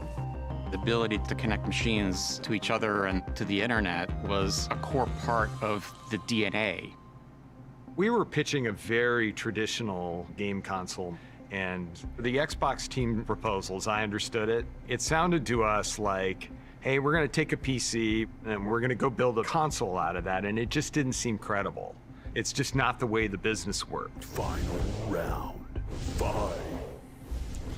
Fight. These two groups came at the idea of building a game console in very, very different ways.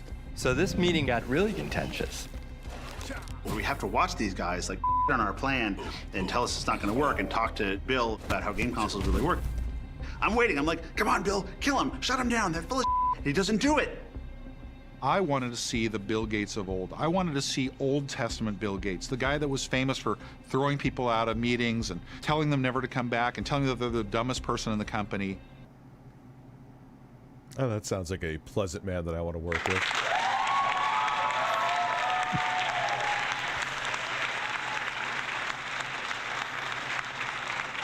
I want Bill to spit in my face, kick me in the balls, and call me a piece of shit.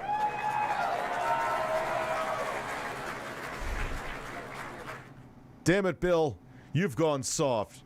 No, I'm always hard, but no pressure, though.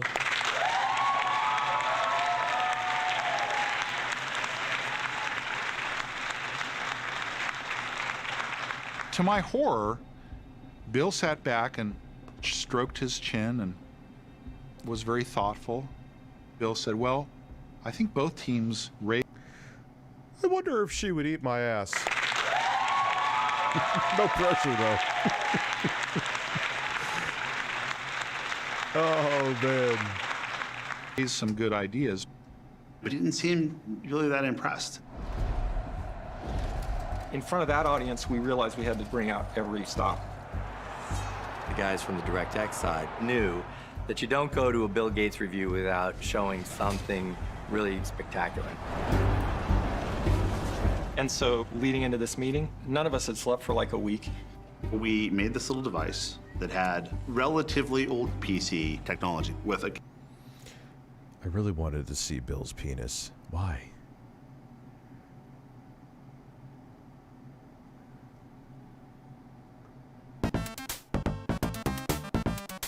Bill's penis. Bill's penis. Bill's penis. Bill Gates has balls.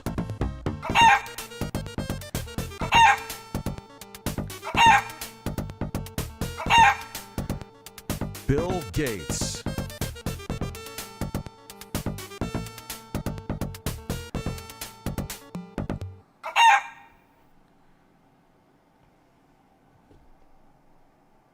Game console-like case on it. And we modified Windows with a hack that like tears open a hole from the bottom up and exposes the hardware. It was a bunch of PC components and a game controller, and it was literally just held together by chewing gum and tape. Soldering stuff, stripping wires. And this was like, in the back of our car or like, on the floor in a conference room that we were making this stuff. An ugly timer on it that showed Windows booting up from power. Booting a PC 20 years ago would take like 3 minutes. It could take longer. It could take 5-6 minutes. That is true. Good old XP days. I feel like it'd take a fucking month. These guys played with a PC, pulled stuff out that wasn't necessary, changed the BIOS. And I turned it on, and it's would. It's Jeffrey about Bill's Pete. Oh Jesus. Well, he's dead, so. Like, what an awkward answer. Man, I literally smelled the turd come out of Bill's ass when she started pressuring him on Jeffrey Epstein. No pressure, though, Bill, except there was pressure.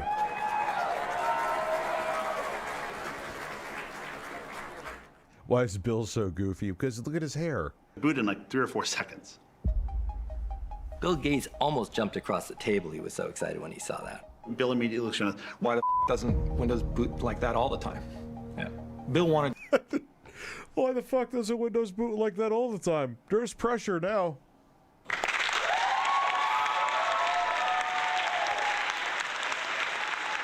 You see it multiple times. It's like, turn it off and do it again. Turn it off and do it again. I saw his jaw drop. This is a guy who knows more than most people in the world will ever possibly know about PCs. Saw a PC, probably for the first time, come on immediately. And we had a software emulator of a PlayStation that had been written for Windows. So you can imagine the executive surprise when we took a PlayStation disc, stuck it in the Xbox prototype, and immediately Tomb Raider came on screen in all its glory. It bridged the gap of believability. It made the idea of Xbox seem tangible and real and achievable. The DirectX guys were stuntmen, and they played the game a lot better. We, frankly, I think, underestimated what they were going to walk into the room with. That meeting wasn't a great outcome for us. The Windows CE guys literally said, it's not fair, we weren't given the opportunity to make hardware. And somebody said, eliminate him. Well, nobody told them to build hardware, but they did. Oh, shit, son.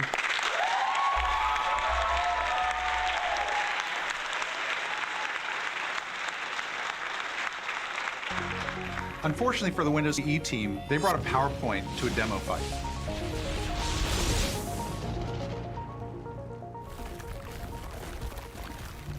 Looking back on it now, I really do think that Bill looked at us and saw some aspect of himself or the early days of Microsoft, and that's what he thought was going to work. Bill's reaction was, you guys are proposing that it's doing good things for Windows, and it's based on Windows, and we get Windows in the living room. That all makes sense. You're proposing that we spend $500 million on it. You need to make this presentation to Steve. How much do you Oh, God. think this advanced operating environment is worth? Wait just 1 minute before you answer. Watch as Steve is one of the most enthusiastic and energetic people I have ever met in my life. That energy and enthusiasm that you see on stage is 100% authentic. Oh, God. That means he's a fucking nightmare to work for, then. At the time, if the biggest fan of Xbox was Bill Gates, the biggest opponent was Steve Ballmer. Steve, as a good businessman, liked to make money.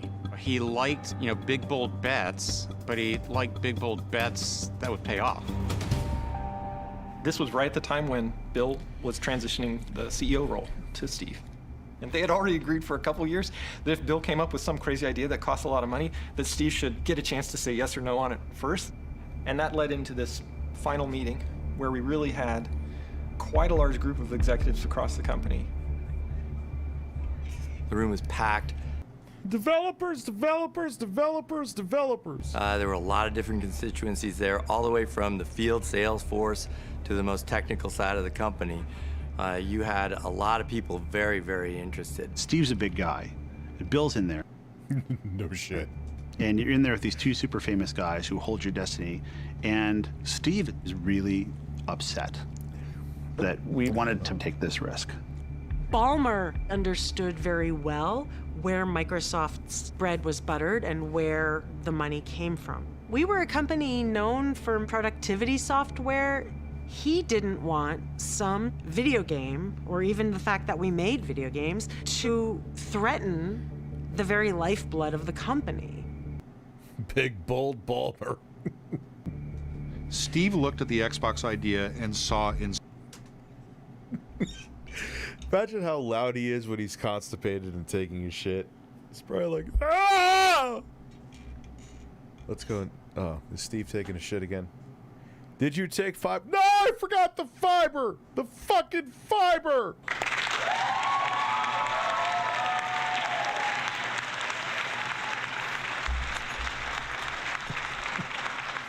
And he's like fucking sweating. He's like, ah! Just watch Heavy Metal 1981. It's so good. Buzzed.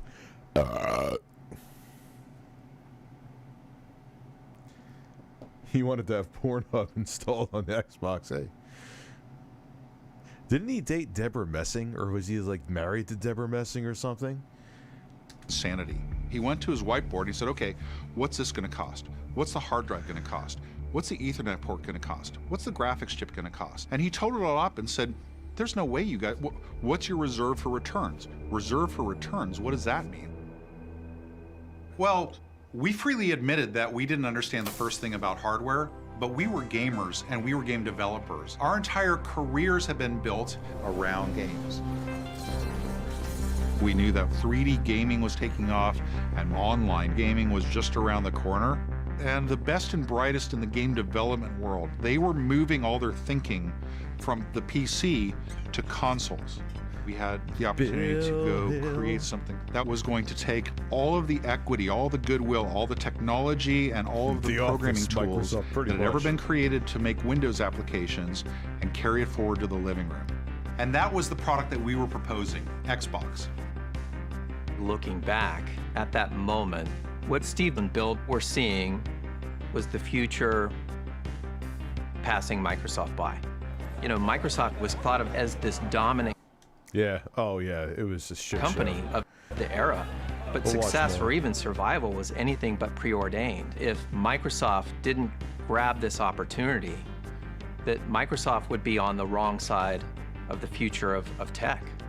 It made everybody step back for a second and think. The console business was something that we needed to seize. I think that that was where Bill and Steve realized that they needed to move forward with Xbox. An incredibly electrifying moment. We'd finally convinced Steve.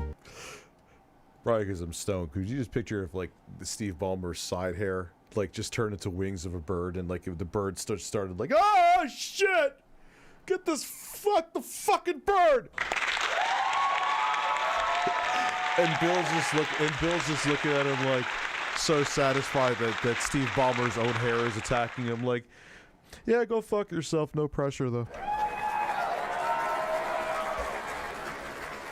Bill was convinced. They've done an outstanding job so far, haven't they? I think Bill did have a view that software running on hardware in a family room could really bring some unique experiences into the home.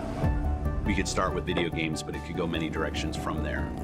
It was really an opportunity to recapture the soul that Microsoft had at the beginning, to create that revolution. You ask and I shall give. I don't know what the fuck but I'm like, whatever.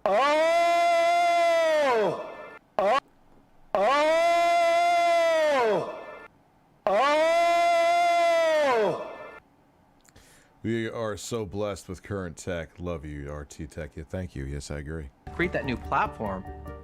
We were going to do something no one else had done. We were going to launch a console from a software company. Microsoft had done nothing like that before. And then it became clear that there was just some really big challenges for us. At the beginning, it was about credibility. We had a task ahead of us to ensure that we were taken seriously in the game industry. This equation of power, performance, and price. You have to come correct on every single part of that. to be successful. There were so many tasks that had to be done on both the hardware and software side. We realized that we needed to have a leader. It was clear to all of us that that person was Rick Thompson. He had asked the best questions. It was clear to all of us that that person was Philip Burnell.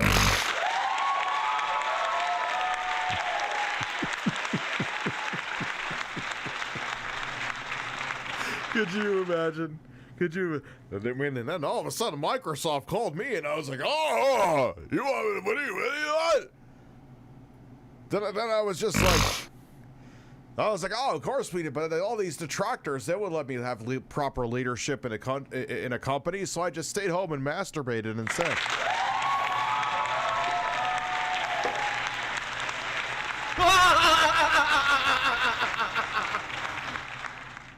Sorry. I forgot to close my office door. Whole house is hearing me.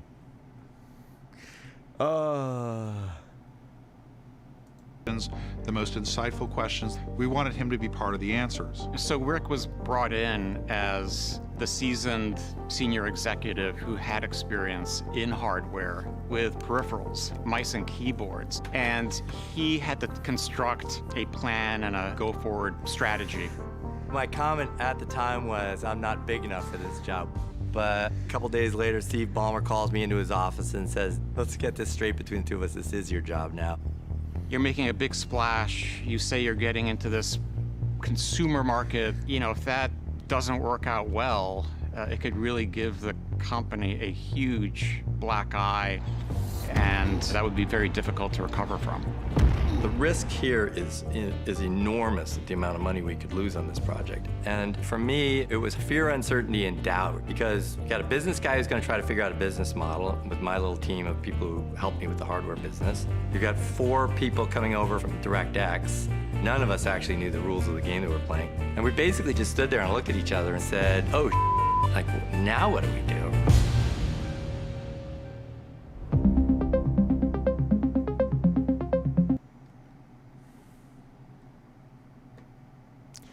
Interesting shit. That will just kind of AMA, and then maybe later on. Xbox One dock is the most emotional a company can go. I felt it. I'm surrounded by voice. I'm so grateful and glad the mistakes were made. Well, and, I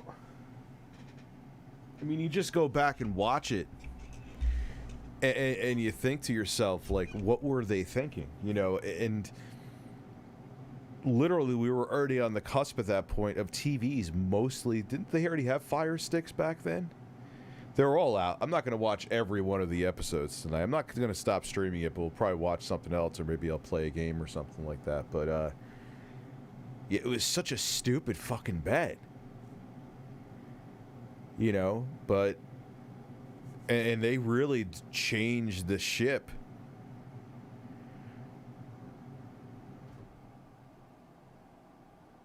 At the right time. Or maybe we will watch part 2. Oh god, it's only 9:30. Fuck that, yeah. Is this part 2? Yes, it is. Yes, I want to watch the Vosh thing. I want to watch the Vosh thing, because I want to understand what the hell happened with that, with Lindsay. Because, like I said, I used to be on that guy with the glass. Never worked with her, but... So let's, crack that bad boy open. Yeah, I only watched like 3 minutes of it. So we'll, let me get rid. I think we know what people wanted us to watch, and we watched it. And the poll. So let's see what's going on here. On from being, the left.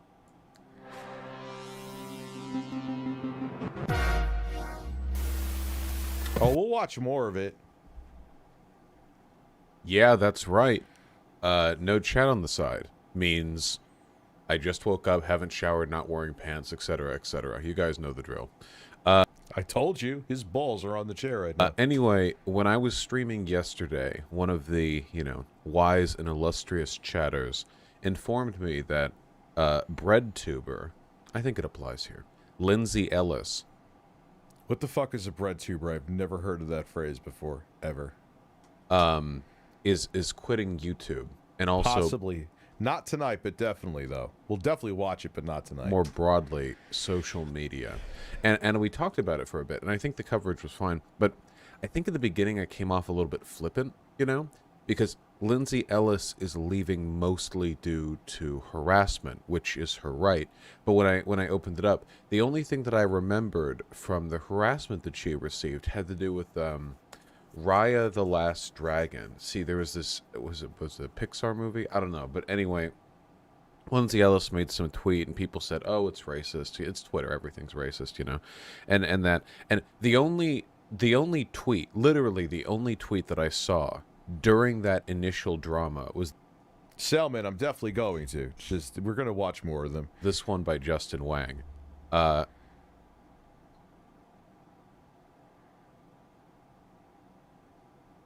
Which I quite like.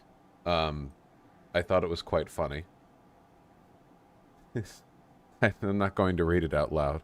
But I thought it was quite funny. The joke here obviously being that people are overreacting to Lindsay Ellis's extremely not racist tweet. I think she compared it to Avatar The Last Airbender or something. Look. Anyway, so that's all I recalled. And then I saw Lindsay Ellis's public... So this sounds like it was a resounding fucking nothing burger that people lost their minds about. Like Patreon post. Justin Wang is the shit. I love Justin Wang. Which you guys should all see. I say now, not being able to access the Patreon post, even though I could yesterday on stream. Fine, I'll become a patron. Sure, fine. Okay, fine. Sure, fine. Whatever. That's fine. Yes, no, that's become fine. a patron because I want to see this. Confirm, do the payment. Yep. Secure checkout. PayPal, loading, spinny bar. Ball still touching the chair.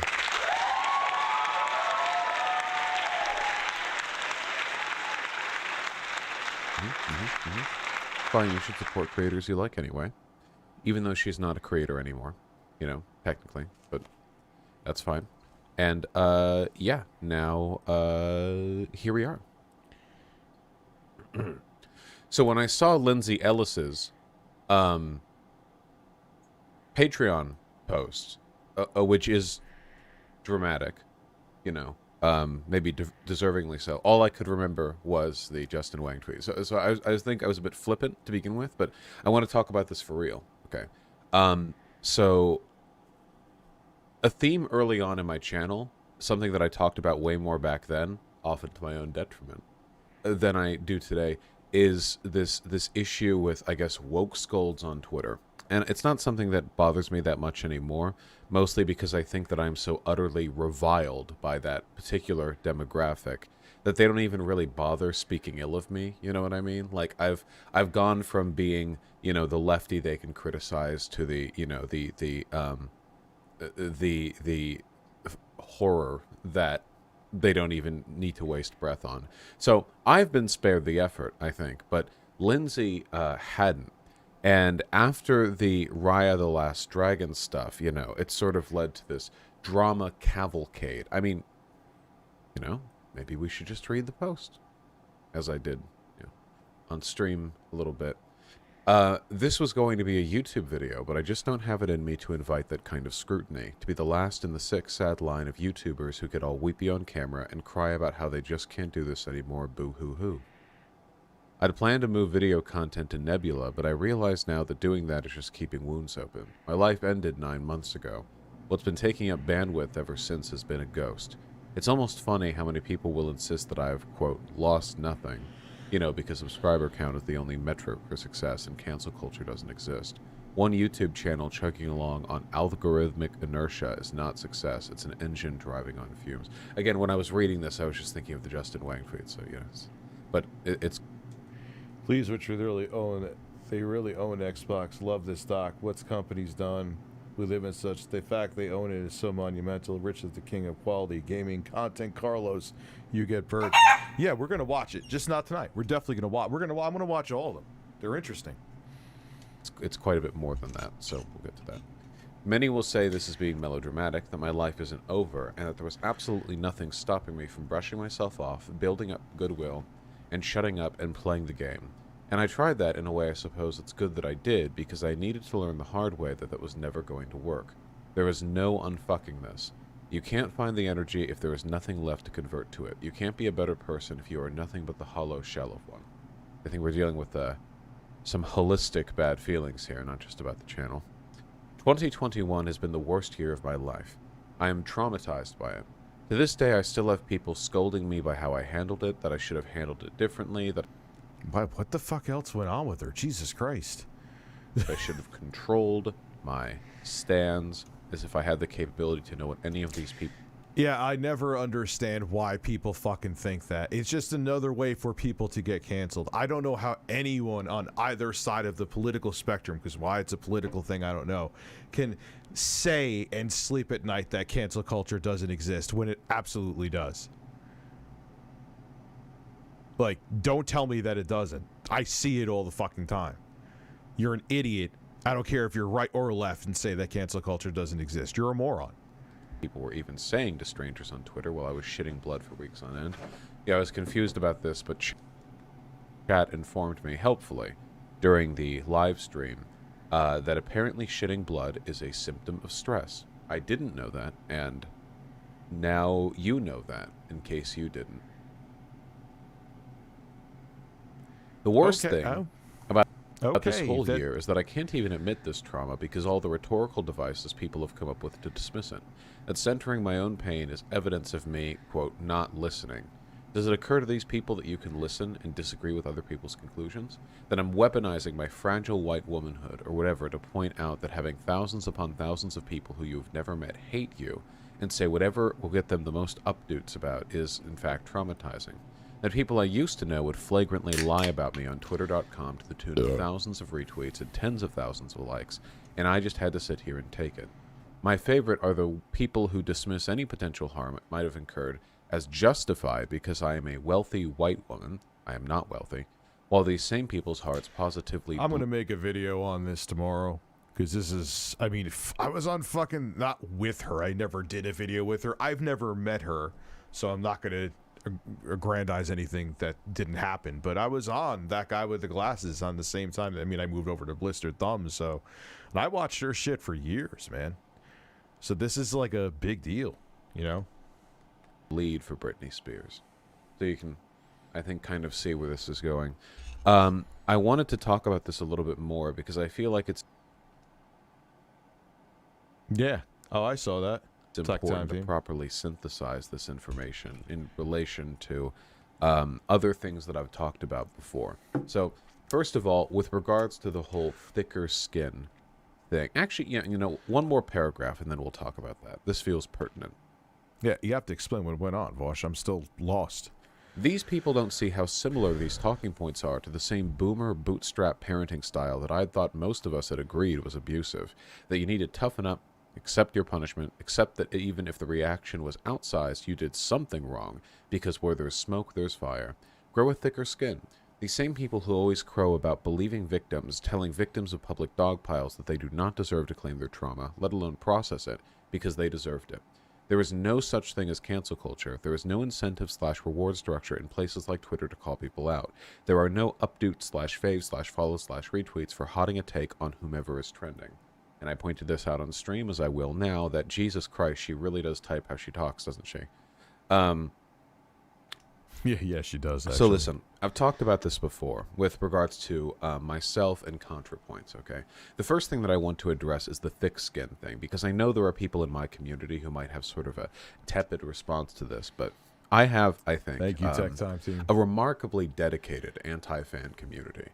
Disproportionately so, maybe larger than any other person in the online left community, and I understand that because of that, my relative nonchalance in the face of that, you know, just non-stop dealing with online hate, might inspire some people in my community to think, well, if he can do that, why can't other people? The answer to that question is very simple. Everyone's built different. Simple, okay? It's that I'm insane. Yeah, that too. I'm fucked up in the head. I am fucked up in the head.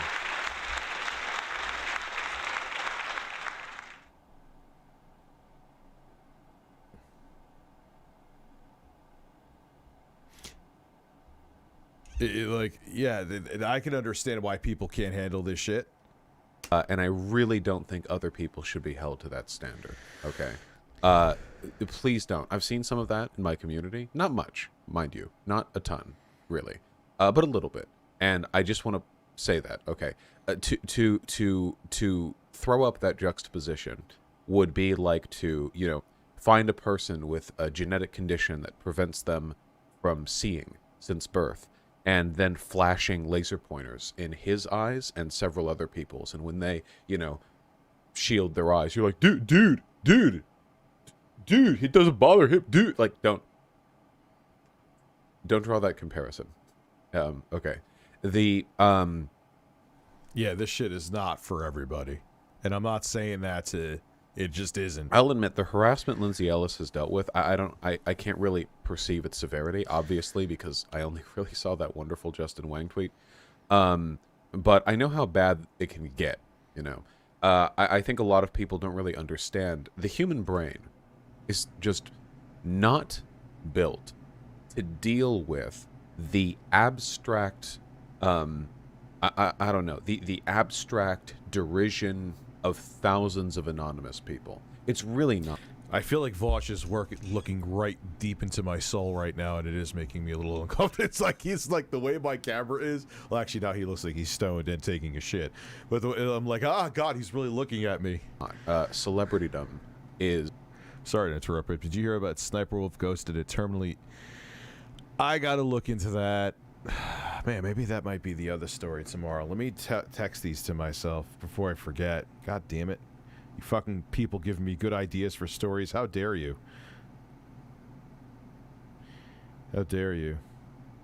Alright, so hold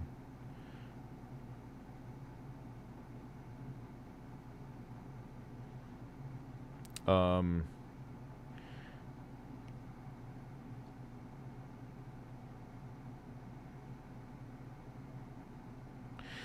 Yeah, and she got into like a back and forth with Keemstar, so I may review Drama USA tomorrow.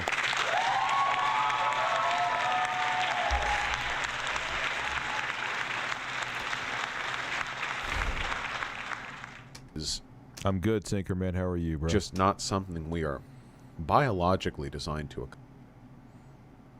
I don't like beer at all. I'm not a beer person. I kind of like IPAs now that I'm getting older. But I don't really drink it anyway. Accommodate. It's really difficult to understand, much in the same way that humans kind of abstract large numbers, Like, it's really difficult to perceive a trillion of something, We can't. We can kind of, like, make a, we could use mental cheats to approximate something, You can imagine a grain of rice being a billion, and then you can imagine, like, a pile of grains of rice being a trillion, or whatever, but it's really difficult to do. A proper trillion. And understanding properly what it feels like for so many people to hate you so much, when most people can't stand being hated by one person, right? I mean, if... That is true. I mean, all right. Oh, Rich, I don't like Vosh. Okay, you don't like Vosh. I do. Too bad.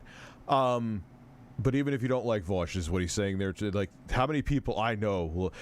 what's funny, too, is that I won't hear from people for years. Whether it be family or friends, just in general. I'm not pointing fingers at anybody. But as soon as something critical is said about them, man, will they pick up that phone and defend their honor. But it's just, human beings are like that. Like, they can't stand one person disagreeing with them or disliking them, let alone... maybe thousands or hundreds of thousands. You know what I mean? If you're not like an online figure, being hated by one person is being hated by a large number of people. In fact, it's not at all impossible for a person to go from birth to death without being hated by a single person. Not because they're exceptionally nice, but just because hatred is not an especially common interpersonal feeling. I did cover the Xbox, Doc. I did the whole first episode, part one. I have. We watched the whole thing. In the real world, I think, for a lot of people, that's very doable. And then you go online and, well, it's quite... Yeah, but then you're just anonymous, which a lot of people want to be. I get it. I didn't want to be anonymous. Common here. And quite destructive, too. Did his mustache just look like a caterpillar as he put on chapstick?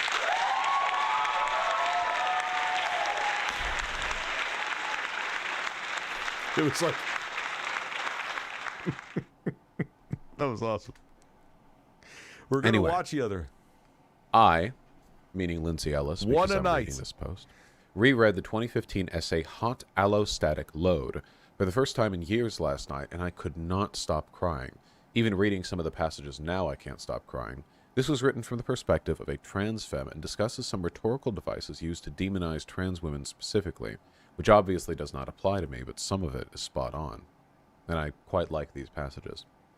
One of the most common tools of exclusion is through mobbing, which is rarely talked about because unlike rape, murder, etc., it is not easy to pin it on a single person, or scapegoat.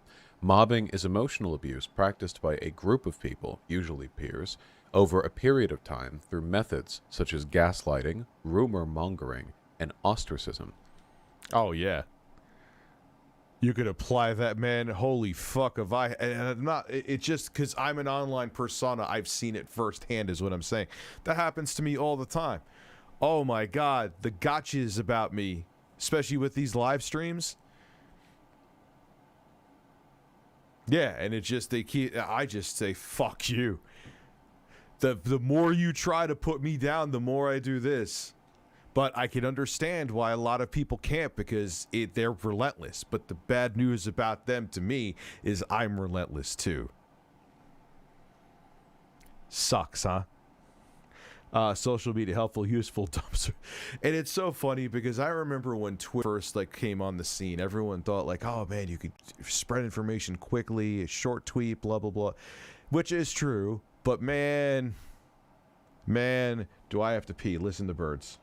There we go.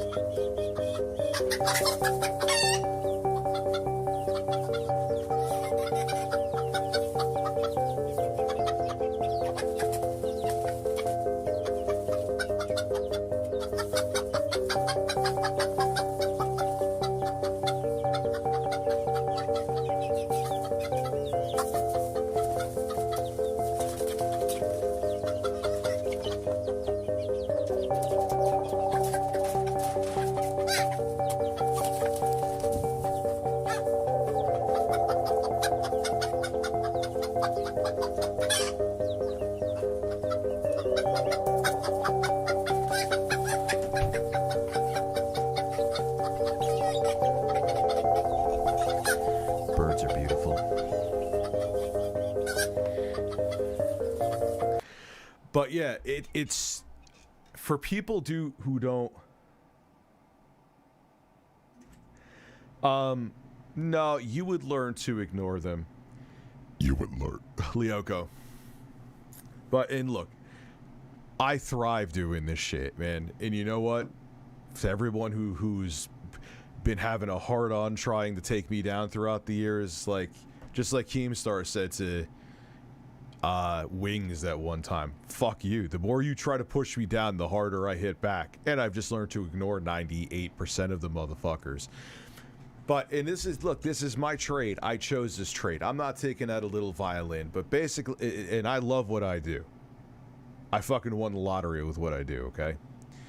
And I'm very grateful to be able to do this. But for people who don't do something from a public figure, which that sounds like I'm trying to, but whatever, it's the best term to use. Imagine, say you have a 9-to-5 and you went to your 9-to-5 and every single fucking person there was rude to you as soon as you got into work. You punched into work, you sat in your desk and hey Tom, go fuck yourself, you fat piece of shit. and everyone in the office acted like that towards you. That's making a living on social media.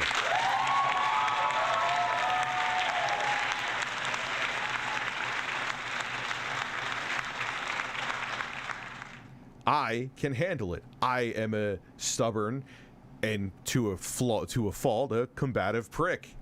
A lot of people I can understand not wanting to do that. If that's any advice I could give, and it ties into all this here, it's not me just going off on some stone tangent, is that you need to make damn well sure that you're mentally prepared for this. Because if you're not, it could destroy you. I'm not just talking your YouTube channel, I'm talking you. I've learned to not feed the trolls. It's helped me build character. It's helped me learn how to handle myself from a personal and business standpoint. It's helped me grow as a person. But I can see where people are just like, I can't do this shit. And you're not bad for it. It doesn't make you a weaker person. It does none of that. We're just not. Again, imagine whatever job you have. Imagine going into work and every single person being combative with you until you punched out at the end of the day. That's pretty much what it's like to do social media. Again, I choose it. I fucking love it. So I am not a victim in any way. I'm not even trying to play the victim. I love this shit. And I make a lot of these assholes dance like they're on strings. But a lot of people can't, man, and I get it, and it's not for everybody. And I can understand why you would think. There was someone I was talking to, and she was like, I would hate to have eyes on me. And I get it. Metro Gaming, have a good night, man. Yeah, I know I had a first experience that ignoring someone that's insulting me shuts them up. Trolls need to. Yeah, and dude, they're doing it because they want attention. And if you're not giving them the mechanism to get that attention, they're going to go on. Like, I've heard people say that, oh, Rich, your former troll is now trolling Wings, and your former troll is now trolling whoever. And I'm like, yeah, because I ignore them virtually all the time. They may trip me up in the chat or super chat here, but even there, I saw some of the shit going on before. I just wasn't going to acknowledge it. And oh, look, they're all gone.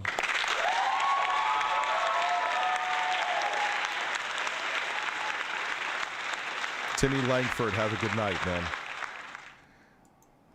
It's most documented in workplace or academic environments, i.e. key points of capitalist tension, but is thoroughly institutionalized into feminist, queer, and radical spaces as well. Here's why it's horrible. 1, it has an unusually strong power to damage the victim's relationship to society. That is 110% true, and that is their ultimate goal. That's why a lot of times these people, whether it be they're attacking someone who's trans or they're just attacking a content creator in general, they'll literally go to the point, this has happened to me, where they'll start messaging families, your family members, disparaging things taken out of context, or like, hey, Rich, what's this about? Like, what's that? Like, what, you know, and yeah. Because they're trying to hurt your reputation. They're trying to hurt your interpersonal relationships. They're insane. It's bonkers what people will go to do.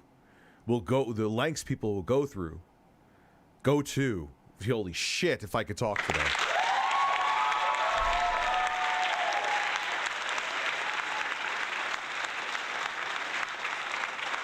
To damage somebody, and it works. It works. Because it can't be written off as an outlier, as some singular monster. It reveals a fundamental truth about people that can make it difficult to trust ever again. People become like aliens, like a pack of animals that can turn on you as soon as some mysterious pheromone shift marks you for death. 2. The insidious nature of emotional abuse. How do you fight ostracism and rumors? They leave no bruises, they just starve you. And 3. And if you do, and there's another thing to that, if you do try to fight the rumors and the ostracism, people will be like, well, if they're trying to fight it and they're trying to suppress it, obviously it's true. That's another reason why I ignore most of it too. Oh, Rich, you see this video? I'm like, dude, I'm not gonna, especially like, hey, why don't you watch it here? No, that's like me going, hey, Rich, why don't you smack a hornet's nest with your penis and just leave it in the hole where the hornets come out and see if they sting it.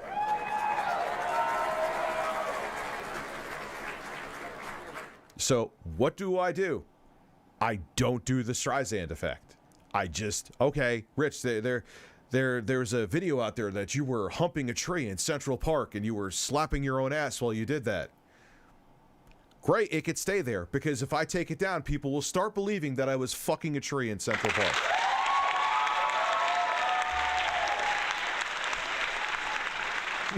It's the Tinkerman, exactly.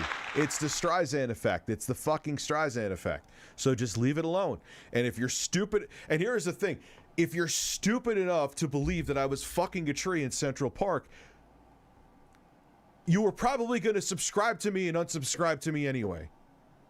You know what I mean? So, okay, put up videos. Rich humps trees in Central Park exposed. Of course I know those videos, not that specifically, but I know the videos are out there about me. Fuck them. Trolls must have a definite lack of control in their life. Why else would they bring your family into... Dude, because, yeah, they're living... I'm sure some of them genuinely hate me, which I don't really understand. Like, how can you hate some... Like, I don't... Like... I dislike Pat the NES Punk. He dislikes me. I am never going to be able to nibble on his hair.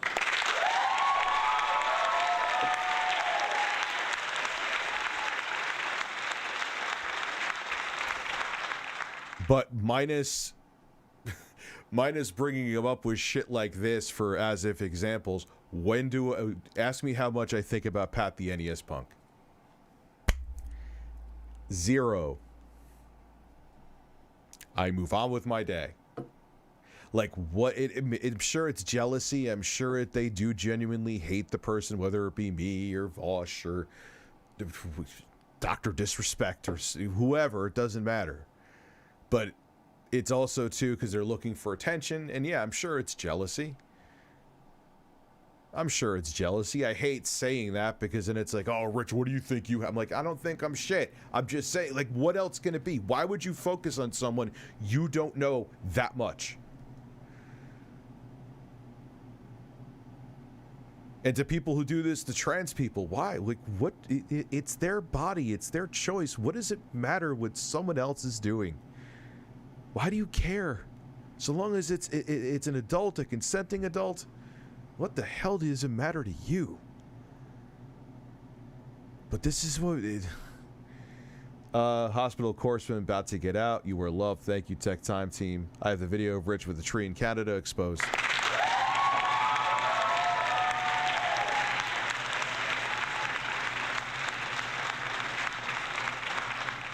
I do not hate Dreamcast Guy in the slightest. I made a video on him. I have wished no ill will on Dreamcast Guy at all. Go to Minnesota and make a better life for wife. Nah, man. I just got my house here. I'm good. Mobbing typically occurs in places where the victim is trapped by some need or obligation. Work, school, friends. This can prolong exposure to damaging extremes. For these reasons, PTSD... Mobbing typically occurs in places where the victim is trapped by need or obligation. Work, school, circles. That's true. I gotta be on social media. I gotta be on YouTube. You know, I'm not trying to... I guess I am making this about me. I'm just saying in general, though, I can relate to this because it's true. PTSD is an almost inevitable outcome of any protracted mobbing case. Review making fucking everything about you, you selfish dick, USA.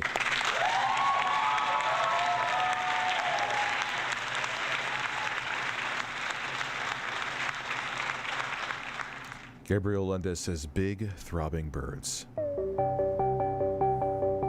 Big throbbing birds. Big throbbing birds.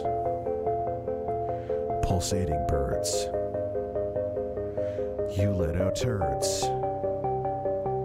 You luscious birds. I have 2 birds. They both lay turds. I've learned that because humans are so tribally instinctively hated that what we don't... Yes, no shit. A man that hates Star Wars and makes fun of people who do fundamentally does not understand it. Well, it's people... I know you're kind of making a joke there, but yeah, people, when you're ignorant about something, it makes you fear. Ignorance and fear just is cancerous. And I think all these things are true. I think that they're mitigated somewhat in person, or maybe I should say exacerbated online, because the processes here by which this emotional abuse can be inflicted, ostracism, rumors, and the sort of shiftless turning of people's allegiances. Well, I mean, think about it. Inherently by nature, I have to be a little bit of a narcissist to sit here in front of a mic and think that I'm worth a damn to listen to. Same with Vosh, same with the anchor, same with anybody who does entertainment for a living. So I guess you kind of have to have narcissism to a degree. But then people would argue, Rich, if you're self-aware of your narcissist, you're not really a narcissist. Then I don't know. Why am I review Dr. Phil's Butthole USA? What? Review Dr. Phil's butthole. Review Dr. Phil's butthole. No. You need to spread my spray tanned ass cheeks and look at my star and see if there's any issues. The VA loan, though, right? Have my stuff secured, 6 years of service, going to watch mentally unstable clients all day. I'm going to go rich. It's been an honor doing what I do and keeping that grind. Say, hey, man, good for you. You're happy. I know you're a little drunk right now. You admitted it. That's why you told me. But glad, man. You seem like you're in a good place, man. Yeah, John Madden passed away. I don't think Dr. Phil wants you anywhere near his ass. Well, good news for Dr. Phil. I want to be nowhere near his ass, so...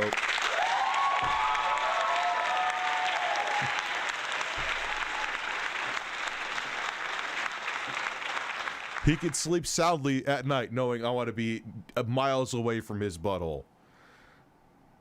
Baby. I think it's a bit harder to do that in person, where you meet people, see them face to face. You know, empathy kicks in. It's having met people in real life and talked to people online, I can tell you people are quite a bit nicer in person. You know, not just because they're afraid of getting their teeth kicked in, but because the internet just makes it easier to be mean to people. Yeah, because you don't feel that... Look, it is mostly about getting your teeth kicked in. Let's keep it real, because most people know if they talk that way to a person, to their face, they would probably be leaving with a bloody mouth, or they better be a damn good fighter because they're going to be getting into a fight. On the internet, there's not that actual exchange. Like, you're just... It's just, okay, I'm typing on my phone. No consequences, even though millions of people could possibly see what I'm saying. You know what I mean? So it's basically people are horrible, but they don't want to be horrible right to your face. They just want to be horrible from the anonymity and comfort of their own home on their phone. Like, that's really what it's about. So yeah, those same people that you see at the grocery store, they're the ones going home and saying to, whether it be me or Vosh or Lindsay Ellis, or you're fucking terrible, go kill yourself. But there's no consequence to...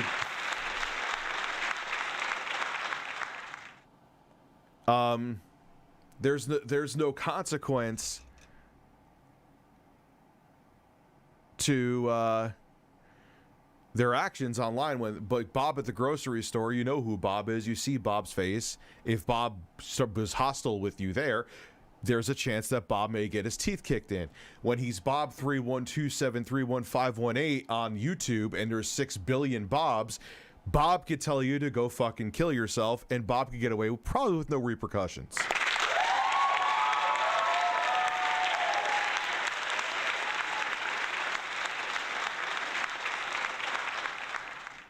So that's the thing. So then you get this whole...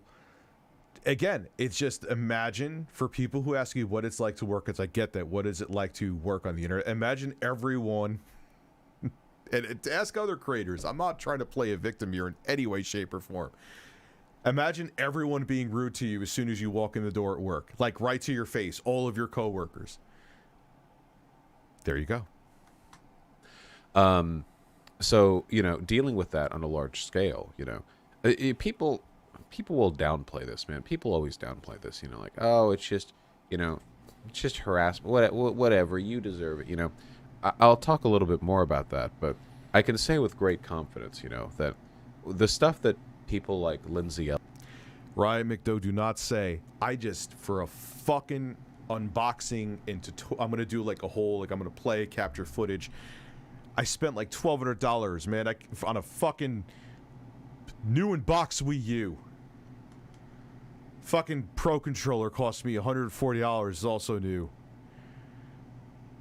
There's plenty of tech in the USA coming, just like my birds. Why do you come?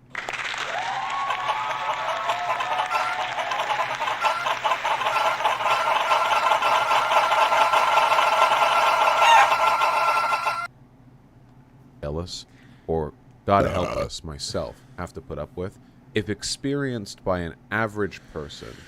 They'd lose their fucking mind. No, actually, we'll be more specific. An average person on Twitter who's currently harassing Lindsay Ellis, they would kill themselves in 8 seconds, which is really impressive, right? I mean, you'd think, damn, he got more vicious than I would have said, but I would have said they would have lost their minds, but okay, we could go that route, Vosh.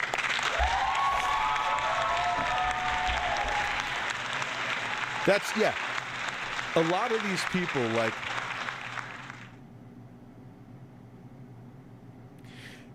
you know, it's so funny, like, they're giving you life advice, just deal with it, bro. And some of them are, like, incessant. And the ones, once in a while, I'll check out, I won't respond to them, but I'll check out, and it's like, again, we'll go with Tom213171815, who just made their troll account 5 minutes ago on Twitter. I'm like, dude, you're sitting here telling me how to handle this shit, and you've probably never had work with more than, like, 2 people in your fucking life. Get lost. Xbox need VR. They're losing money there. No pressure. I have a feeling maybe they'll do something with Oculus. I'm surprised. Why didn't they put a USB-C port on the Series X and Series S? That baffles me. What I don't understand is why I can't use the mini player on Video Mark for kids, where there's... I don't know. I don't know what they're thinking, but I'm sure there's some like, oh yeah, that makes sense. Maybe. But yeah, I don't understand why you can't have a video playing in the background if it's marked made for kids, because that's a lot of times that'll happen with videos that I definitely know aren't made for kids, and I want to listen to it while doing something else, and it doesn't let me, so what the fuck? But doesn't everyone needs to be selfish too? Yeah, of course. That's how you survive. Like, how in 8 seconds would you even logistically? But they would, you know, they would. It's quite difficult to deal with, you know. And I think that too often, as Lindsay points out, we are incredibly dismissive of the effects of that harassment, because when you're doing it from the other side, you know, you only feel it from the perspective of the little person on the ground, you know. It's a kind of death by 1,000 paper cuts thing, right? Like, if you're one of the people who's just throwing out hate at some content creator that you don't like, you don't think about the full scope of it. You just think about, oh, I'm just saying something. You just see it from your bubble. What a lot of people who do that don't understand or don't care is that a lot of these people, I don't give a fuck, but a lot of people can't handle it. And when there's a billion people telling them to fuck off simultaneously, they buckle under that pressure. Understandably so. You, from your perspective, you know, you're just some tiny anonymous internet contrarian, you know, throwing, you know, a hand. I know he doesn't mean it, but you're sounding like a little like condescending right now. I get what he's saying, but I get why someone would be annoyed at this. I could give a shit, but I think people can relate to what I'm saying.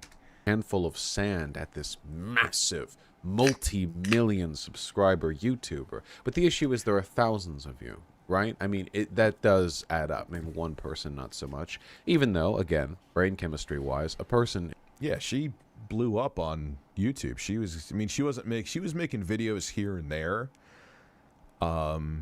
But she was over 1 billion subs.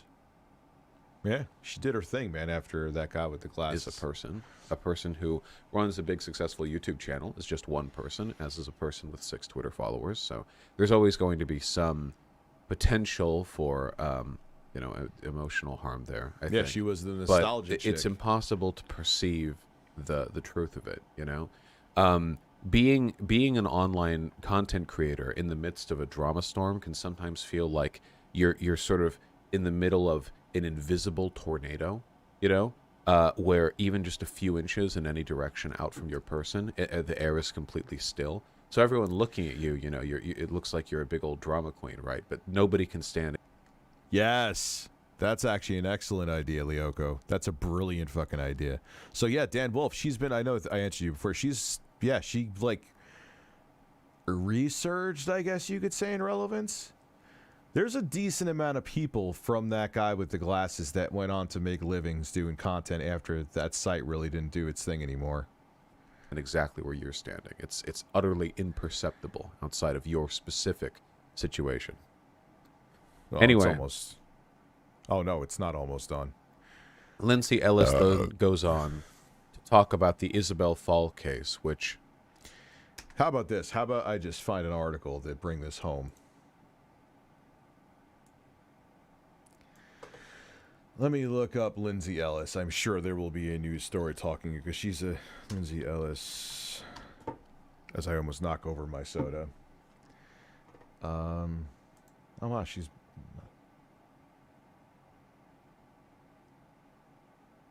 Okay, here we go. Here we go.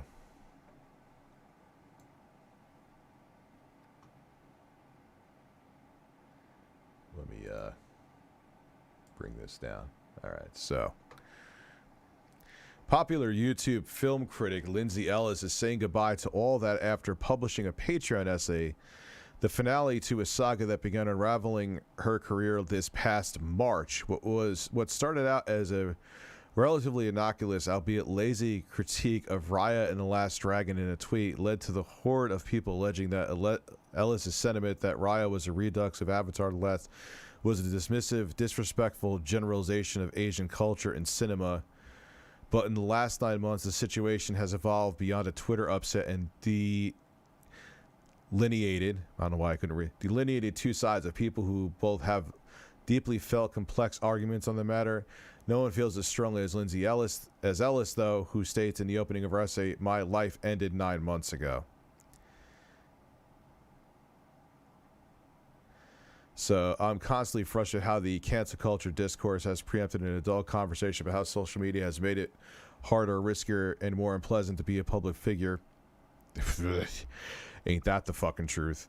The mobbing of Lindsay Ellis, by far the dumbest cancellation of 2021. I'm starting to agree. If you're just joining us, she sent a single tweet implying that Raya and the Last Dragon was a ripoff of Avatar: The Last Airbender. That's really all this fucking was about? Oh, come on, man. Of course I'm making a video about this tomorrow. What is... Well, I mean, look, I don't know how much she went through. But it could be that she's overreacting too. While Ellis acknowledges that some will find her sentiments melodramatic, she fails to see any remaining value in her privilege as a successful media star.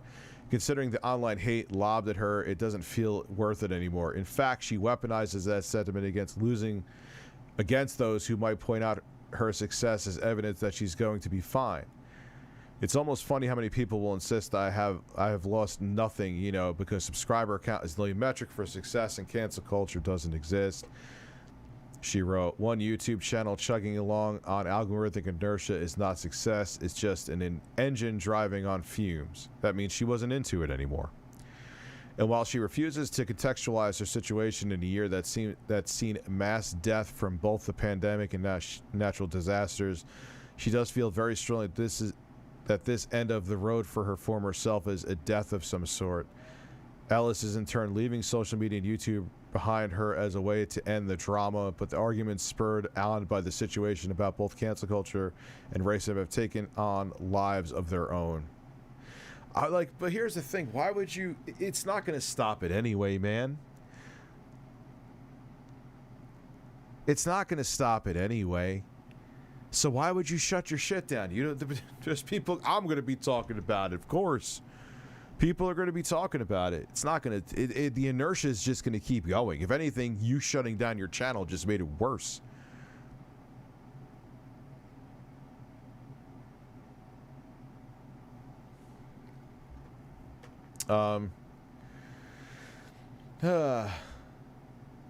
So Ella's letter is sure to upset her detractors. It has a tone of self-pity that is hard to get past. She goes so far as to compare her plight with that of trans women, which is a little, yeah, I kind of agree that's a little melodramatic, but her points were valid, though, at the same time, if that makes any sense. Ellis isn't a stranger to saying too much, though. In April, after her first tweet ignited what some are calling a mob, what was her first tweet? And what others justify as rebuttals to Ellis released a video that's over an hour long on cancel culture. I'm sure it's hard to know the right moves when thousands of people are yelling at you on the internet, and it's fair for Ellis to find that traumatizing, but she seemed to feed the beast by centering her own experience when people were upset by her diminishing the experience of an entire culture.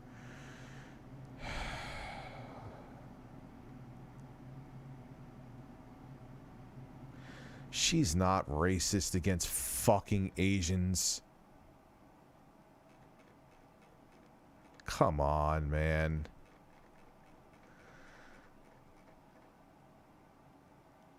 I don't know how. I'm going to look into some other articles too before I just jump into that shit. But I'm definitely talking about it tomorrow. Really?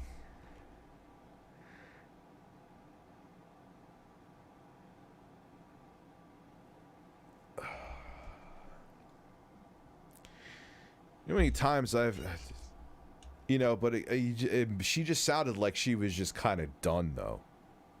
And if you're done, then you're done, man. I mean, I know she sold books and shit. Like, I don't know what her financial situation, just because you sold. I know plenty of people who have published books and 3 people bought them. I don't know. Maybe her book was wildly successful too, but she's been doing this shit for a long time, so she should probably have some bank. You know what I mean? But this is where we're at now, man. Where, and I've always said this too, it's a going through a minefield blindfolded doing entertainment, whether you're doing YouTube or whatever. Because you say the wrong thing to piss off the right person, and that is it. Even if you aren't wrong and you shouldn't be canceled, the companies will buckle under the pressure and say, oh yeah, well, we're going to strip that person's advertising revenue because even though we don't really feel what they did is wrong, we have to pretend that we feel it's wrong because the public has up their pitchforks. That's what it's about, man. You know what I'm saying? That's the reality. I mean, but again, though, she's been doing this shit a long time. It's not like, you know what I mean? It's not, she's had a hell of a run. She's probably just done. She may not be a millionaire, but she may have enough money that she could, you know, invest in shit and go off and do something else that she doesn't have to deal with the headache every day.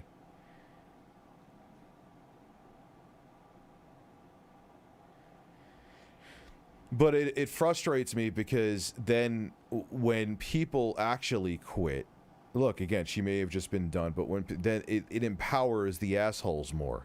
The people shriek, feel empowered. And it does work time and time again. It works over and fucking over again.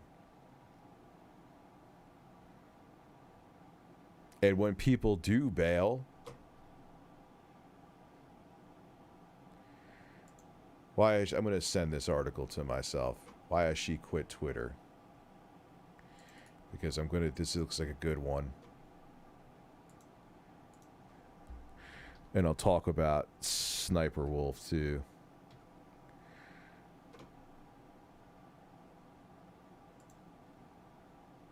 Where is... Alright, good.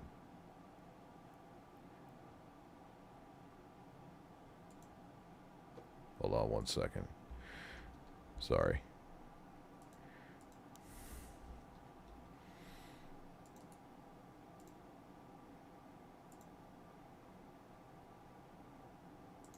Sorry about that. Yeah, it is what it is, man. I mean, I just wish that, look, you want to step away from it, because it isn't going to stop the people that are that dedicated. And look, if she's truly, and I'm not trying to downplay what she's dealing with, but if there's people that are that bad that are going after her that hard, you think her getting off the internet's going to stop that? These people are fucking psychos, dude. They don't stop. So by her taking her stuff down, all it's doing is propelling. It builds up their ego. Oh, look what I took that YouTuber with a multi-million sub account. That's why fuck anybody who tried to do that shit to me. Fuck you. You know what I mean? Like, you just make me want to go even more. Just to piss you off, you know?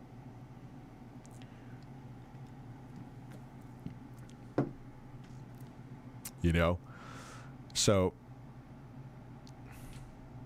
but she, you know, like I said, she's been doing this for a real long time. And she made her choice, and I get it. And at the same time, as much as I wish, like I said, she didn't take her stuff down, I get it, because people are relentless. But will it stop the people from being relentless? Probably not. Have a good night, Mari. I have to pee. I'll be right back.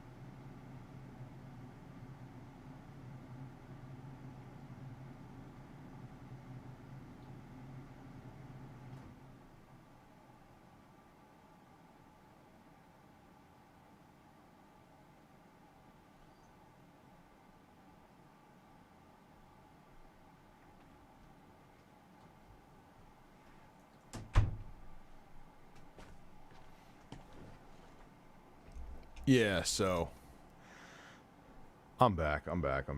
Not sure how much longer I'm going to stay on, but so yeah, I mean, this is another example, man, of how nothing is ever forgotten or forgiven on the internet.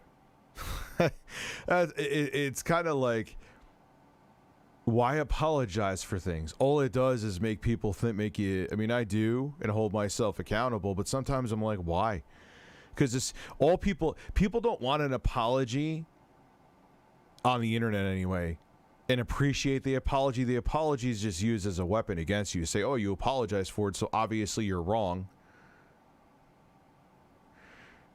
You know, and then it's like, oh, I could use this to cancel them. And, oh, you have a sponsor? Oh, look, conveniently that sponsor's gone. Oh, look, remember what that thing you said at once 20 fucking years ago? Guess I'm going to cancel you now. I got into a Twitter fight and the person used the amount of followers I had to invest. Yeah, I hate that. Yeah, that's called ratioing, which is fucking stupid. You know, I quote tweet people all the time, but I quote tweet positive and negative stuff. So.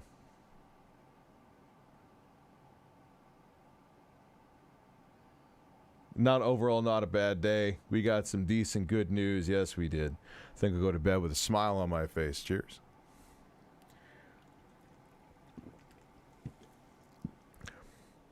So,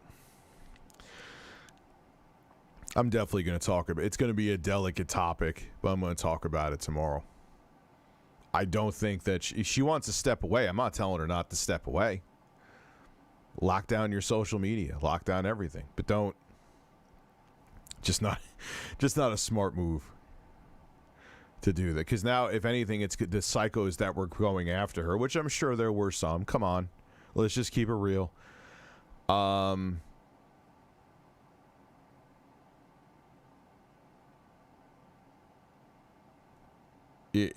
relentless. Now they're just going to be more relentless.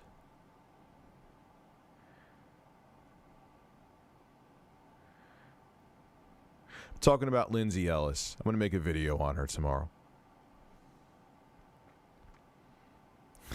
Roasting the water. Do a live stream with Key. He won't do a live. Dude, I actually asked him to come on once. Be interesting to have a conversation with him too. He could air out our we could air out our grievances together. After all, and explain. After all these years. Yeah, Twitter's a horrible place.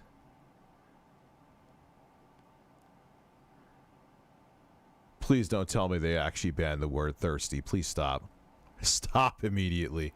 Do not tell me they banned the word thirsty, man. I have cleaned up my Twitch account just in case there's a rainy day. I am still partnered there. I am still partnered. I just checked. Never know. Rainy day. Have another platform, which I've seen a bunch of other people. I've seen Vosh had perfect example. We were just talking about him, had to do it. DSP had to do it. Wings had to do it. You never know. You can't multi-stream and be partnered. It has to be either unmonetized or the stream you has to do be exclusive to that platform. Again, I don't plan on going anywhere. I don't think anything is going to happen, but you never know, and it's nice to have it as a backup. So I make sure to update all my information, made sure I was still partnered. I am.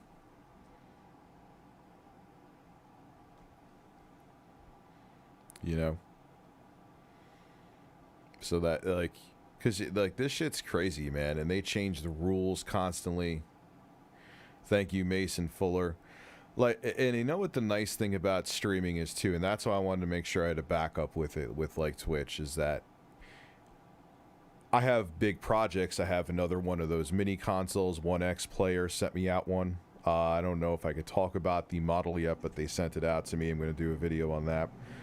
But when there's not news, I don't have to go to the bowels of the earth. I could talk about what I feel like talking about, and I use the streams to supplement that revenue. Ban anybody who says thirsty. Look here! Look, listen! Yes, and then I will be watching another part of the documentary. Not tonight, but I'll be watching another part of the documentary. I'm in dire need of liquid, man. Get some seltzer. Get some good quality seltzer.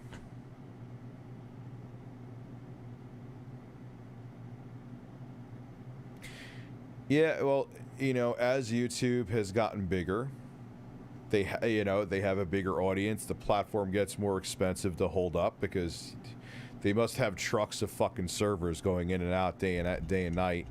I wonder how they handle that. I'd love to watch how YouTube handles dealing with constant content being uploaded and streamed, and I have so many favorite seltzer brands, man. Limoncello from La Croche is a good one. I haven't done a stream like this just where I chatted in a while, I just realized.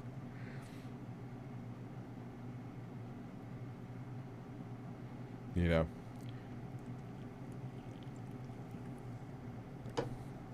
The internet is, you know, brutal, and I think that's the thing, is that if you blow up on here, you have to realize that it's inevitable that you are going to get a tsunami of fucking hate. And it doesn't even matter if you have 300 followers. I remember people trolling me when I had like 200 followers. It doesn't matter. It doesn't matter. You're gonna have someone who hates you, and like Vosh said, he's very true. A lot of people, you know, they're used to having zero friction. Maybe they work at the post office, and maybe there's that one person that come in that they think I'm annoying, and I think they're annoying. Like, that's it. You know, imagine, like I said before, everyone being combative at your workplace.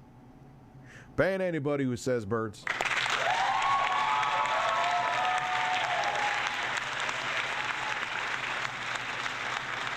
Yeah, Tinkerman, I had 1.2k subs. Yeah, it's amazing what gets people, and it's so fucking I always remember the one that just baffled the living fuck out of me, and this is back in 2012. Like, we were starting to hear the rumors about the PlayStation 4. This is how far we're going back. And I talked about how, and I ended up being right about this one rumor, how it's going to have like mobile CPU cores, which it did. The Jaguar cores that were in the PS4 and Xbox One were meant for like laptops and mobile devices and shit. And this one guy like freaked the fuck out on me, and he's like, "You're putting people are gonna. Sony doesn't need this stress from people putting out information like this. If you don't take that video down, I'm gonna like get your channel taken down." I'm not kidding, and I'm like, what? Over what? People are nuts, man. They get fucking... They get so crazy over this stupid... Like, that's what you're losing sleep over? Which I ended up being right about? That's what you're losing sleep over? Jesus Christ. I either feel bad for them or envy them, because either their life is really empty or they're just so stress-free that that's what stresses them out.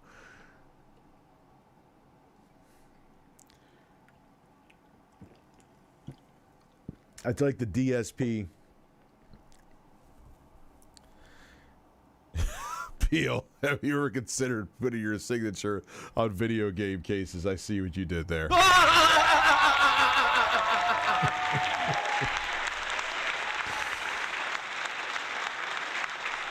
No, he didn't get my channel taken down. Dude, but that's what I'm saying. There's just fucking nutsos out there.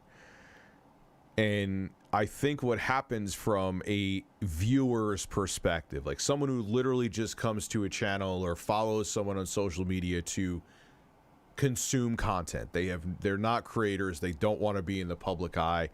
It's very simple just to, oh, I am a dick, that's it. But when you multiply that by like sometimes hundreds of thousands of people, depending on how successful you are, yeah, it could get a little stressful. It's not just one, it's not just one person being pissed off at you. Think about how that's stressful.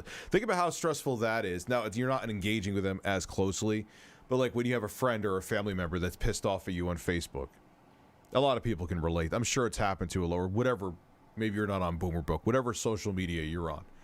Multiply that by like 100,000. In Lindsay Ellis's case. Ooh, man, what did I have for... I had fish for dinner. I just burped up that fish. Yes, Angie Nash, how are you? Dude, giving away cases. I don't even buy games anymore physically, so Beal, even for, you know, you're being sarcastic, I couldn't even fucking do... Well, actually, I'm sure I have a case around somewhere. Kids today really wouldn't survive Modern Warfare 2 lobbies. Those were some of the most creative insults. Oh, dude, it's still fairly brutal, though. I hear the same shit in Vanguard's lobby on the PS5. I hear it there. It's still just as bad. And they wouldn't, though. You're right. Isn't a person mentally ill when they start to go after supportive youth by emailing their family?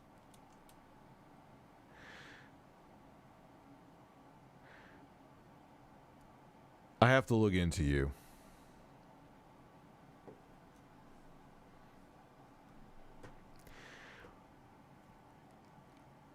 Well, I said that before. I can't tell. Is that a picture of Ethan Ralph, or are you just a dude with a beard? Like, I'm like, why do you look like Ethan Ralph? Someone just had some video reposted to him on Twitter today, him losing his mind on his mods or something like that. I don't even know, where the hell is Ethan Ralph live streaming now? Where is Ethan Ralph live streaming?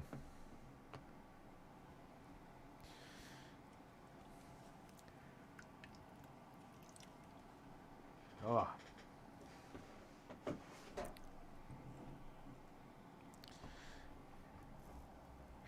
I heard John Madden. Yeah, everyone's telling me. I didn't hear anything about John Madden until I got on stream. He was he used to have on YouTube, until the YouTube nuked all that. He used to have the kill stream. Remember Andy Worski? Where the fuck is Andy Worski now? Is he like filming from a webcam in the middle of Afghanistan or something? Where the fuck did Andy Worski go, dude? I remember I actually ended up going on his show. I remember going into the office, and this was when I was review Feed the Trolls all the fucking time USA, and they were talking about, I went in there and that was the BetterHelp thing, and then Keemstar fucking came in, and then he made me show my report history, which had literally a nothing burger in it. And like there was like, from 2009 there was 13 videos I flagged. A lot of them didn't even have names to them because the channels were so old. And like, oh, Rich flag people. I'm like, yeah, and I would have probably flagged all them again. Like there was no, like he was hoping I would have like flagged other YouTubers and like pulled a mundane Matt, and I didn't. Ah, those were the good old days. Yeah, Andy was, like, I kind of knew that shit was going to get taken down. Andy's still waiting in the ring. I remember that whole thing with Tonka. I never even, like, what was the, didn't he have live streams too? Like, I went down that whole, like, kill stream rabbit hole, and it was a weird place, man. It was a weird place that I felt like I needed to shower with bleach after I left.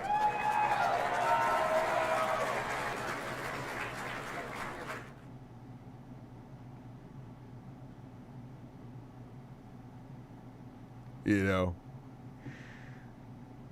I remember the whole mundane Matt thing.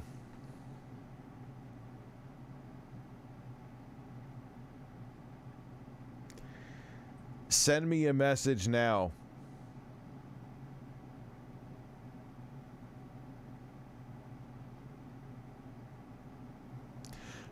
So for verification, remember all the crazy shit that happened on ice beside that one guy who jumped off a...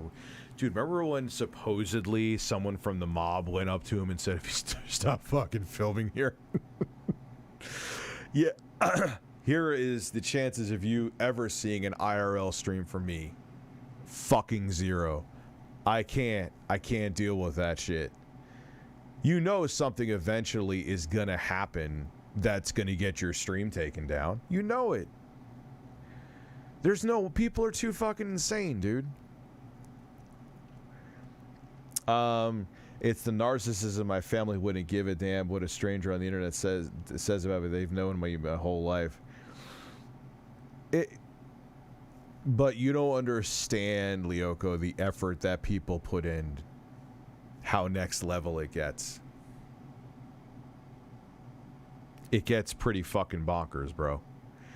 Finish watching Chernobyl for the 8th time. It's my favorite miniseries of all. It's incredible what happened there, man. Absolutely nutso what happened there. Ah!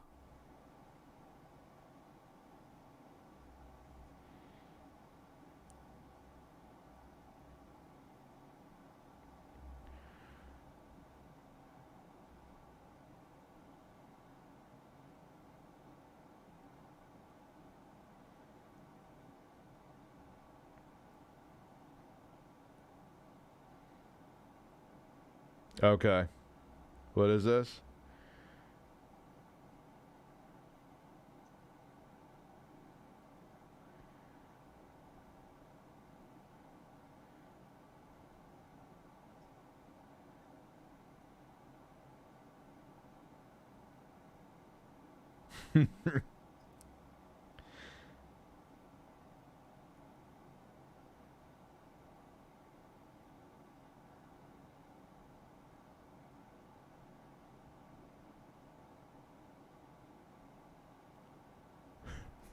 Get justice. Get justice for what? Oh, man. People going into my personal life to have to get dirt when there's no dirt to be had. Bless them. If I had a drink for every time Ice got swatted, then you would be dead.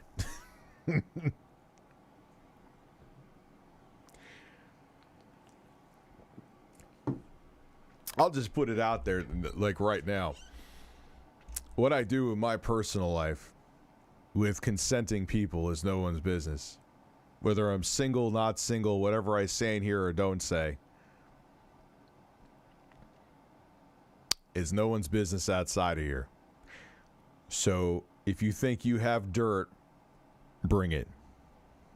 Because it ain't dirt.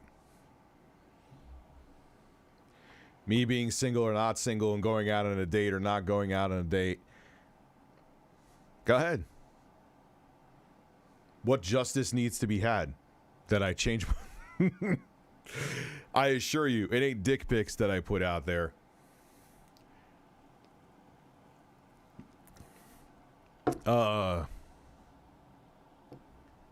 Like, yeah, what am I gonna do? Like, what are you gonna do?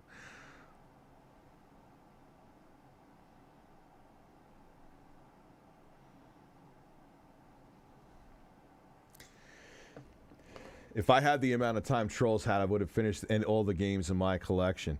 Yeah, and it's the thing is like, yo, are you worried about you're worried about my dating life? Whether I'm single or not? Whether I'm faithful or not? What the fuck does it matter? It's between two consenting adults. Never been abusive towards anybody?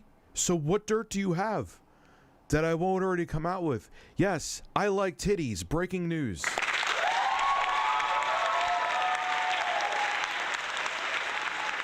I was on dating apps, now I'm not. And I ghosted somebody because things happen in life. Breaking news.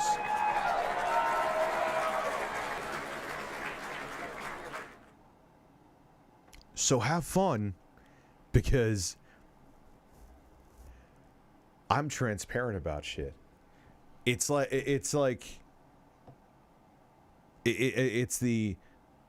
whatchamacallit, it's the amazing atheist with the banana up the ass effect. All right, yeah, I've been on dating sites. I went back and forth on being single or not. What the fuck is it your business? Did I hurt anybody? No. Did I physically assault anybody? No. Did I abuse anybody? No. So what the fuck does it matter to you? If I'm supposed to apologize for that, here's my apology. Eat a dick. Thank you.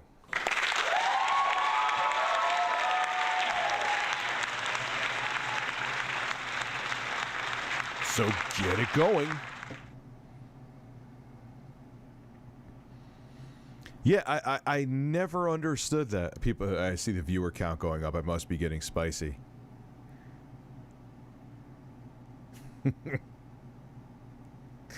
I missed your super chat. By the way, I don't know if you knew, but Boogie's trial is set for January 14th. I think I saw that, man.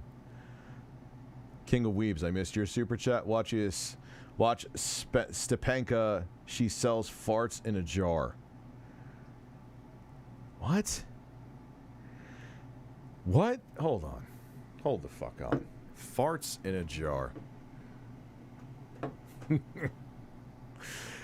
Like, yo, if you think I'm apologizing for being a human being, like if I said the shit that Shane Dawson said, that's a little bit different. But if you think I'm apologizing for being a human being, fuck you. If you post videos of people's personal, well, if your channel gets terminated, rest in piss. I'm just gonna... What was I looking at? The person who sells farts in a jar? Stepanka?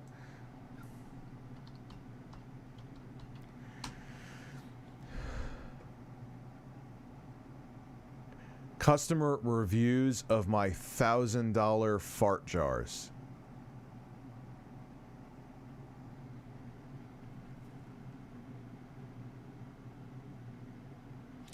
I made $100,000 selling my farts in a jar.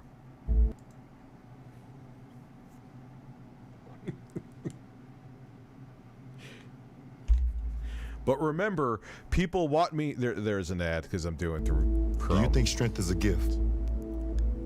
It's not.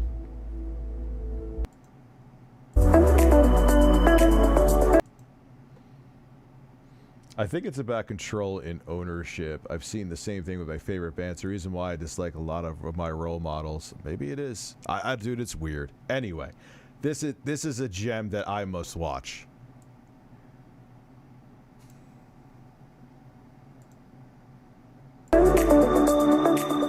Hi everyone, how are you all Oh, hi. Hello. doing today? So let's have a seat at my kitchen counter. Ow! Oh my god, okay. So I know it's been a while. I have been very, very busy with a new business venture, which has just been exploding. It's all over the internet, which is pretty crazy. Saggy? The fuck? You need your eyes checked. What do you want her titties to do? Fucking poke your eyes out? You want those to be rods? I never ever expected this, honestly. I started selling I didn't expect this either. farts about 3 weeks ago.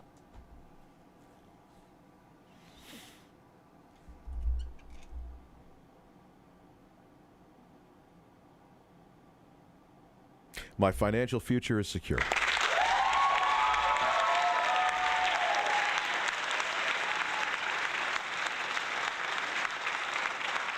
I don't remember Boxy. And in addition to jarring my farts, I've also been selling videos of myself making the jarred farts.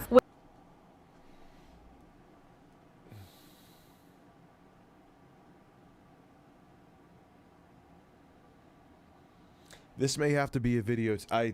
Which has been extraordinarily popular, but I never ever expected it to take off the way that it has. Honestly, I've just been requested to do it. Rich, you need to hurry and quarter the jar of the farts market. Yes.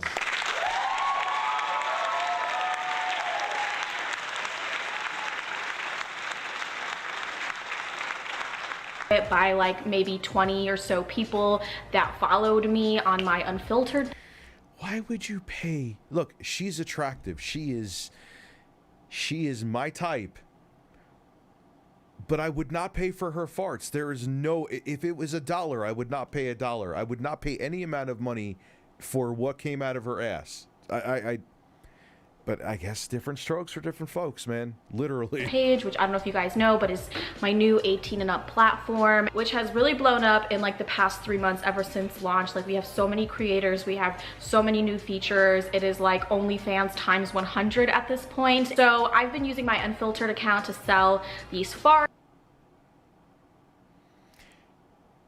You know where you're sending the one. You don't send anything. That's the last thing you want to do. I know you're kidding, but I hope she has to mention selling farts. And oh, of course. Yeah. I'm the type of person that has learned over the years to never kink shame, to always be open and accepting of people's weirdness and oddities. And so I was like, you know what? I've been requested so many times to jar and I mean, yeah, hey, dude, if that's what gets you off, but first off, let's just keep it real. The methane's gone by the time literally that shit gets to you. So you're not really sniffing what's coming out of her ass. And secondly, look, man, hey, you want a woman to fart in your face and you love it, have at it, man. But don't pay for this. But hey, if you're satisfied with the fart that you supposedly got in a jar from her, bless you. Rich, please sing the birds, men, birds, men, birds, men, birds, men, birds, men, birds, men, birds, men, birds, men, birds. and sell my farts. Why not let this be a thing that I offer? So I started doing it. I actually offered a limited edition drop of these fart jars on my unfiltered page. Pretty quickly they sold out, which completely blew my mind, and I made a TikTok.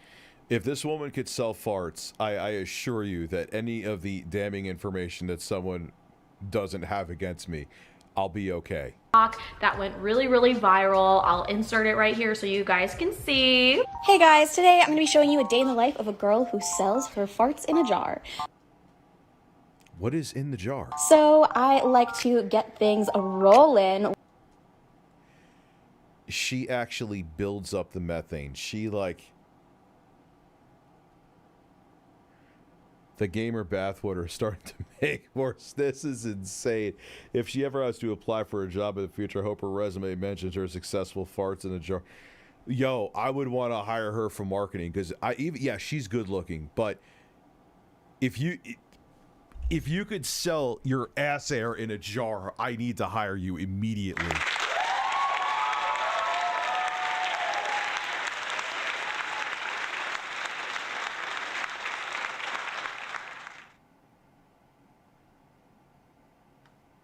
Let me see something here.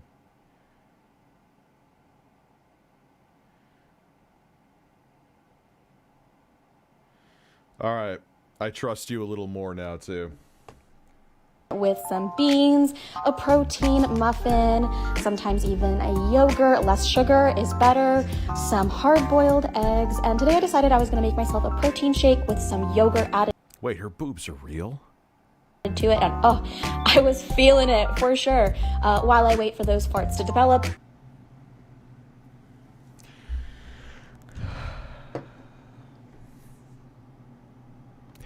While I wait for those farts to develop. So she has a diet to make herself gassier. She wants to give you the real earthy scent from her hole.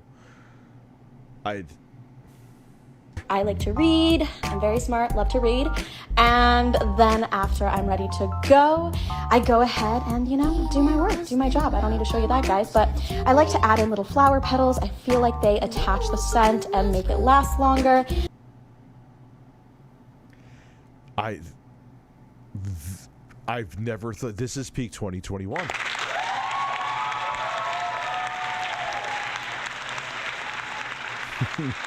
The human race wasn't meant to last. God help her. Anyway, birds and how much Howard Stern's penis, how much is she selling these fucking farts for?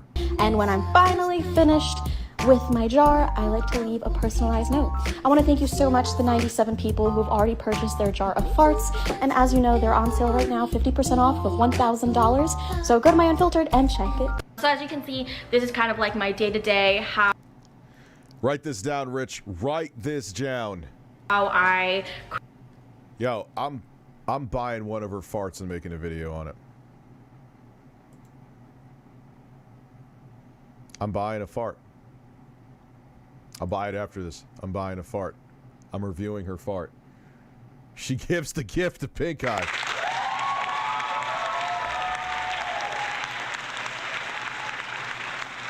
create my farts, how I run my business, and a lot of people.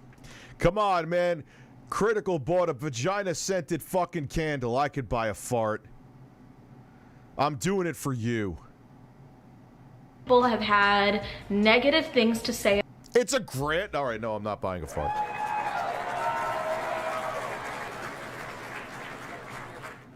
No, fuck. $1,000 for something that like? There's probably not even like a fecal matter in there. About it, a lot of people have had No, I'm not spending $1,000. Positive things to say about it. I think the moment that I knew, like, wow, I've really made it, was when Lance Bass from NSYNC commented on my jarred farts TikTok. P.S.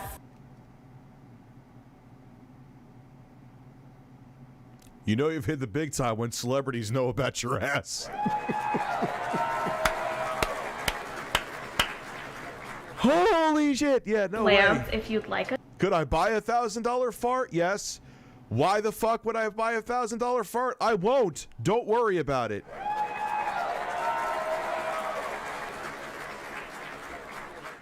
jar for free. I'd love to send you one, so just let me know, slide in the DMs. I know you are not interested in women, but God, her boobies are real, huh?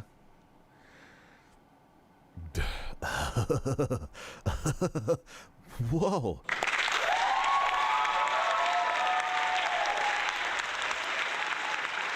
maybe once you get away from my farts, it'll change your mind. So in that video, I showed you a day in the life of a girl who sells her farts in a jar, and there have been some updates that I've made to my day-to-day. First of all, I don't do the jarred farts on a regular basis. I don't do them every single day. For a period of time, I was getting so many orders that I couldn't keep up, and a lot of customers were complaining that it was taking a really long time for the farts to be sent out. And I did have, I'll be honest, oh, dude, there there's some. What the fuck just happened? What? She takes the picture. Oops. And in that picture is this ET. He puts the a couple of issues with shipping and handling where a customer received their jar. Yeah, curvy women with big boobs are my thing.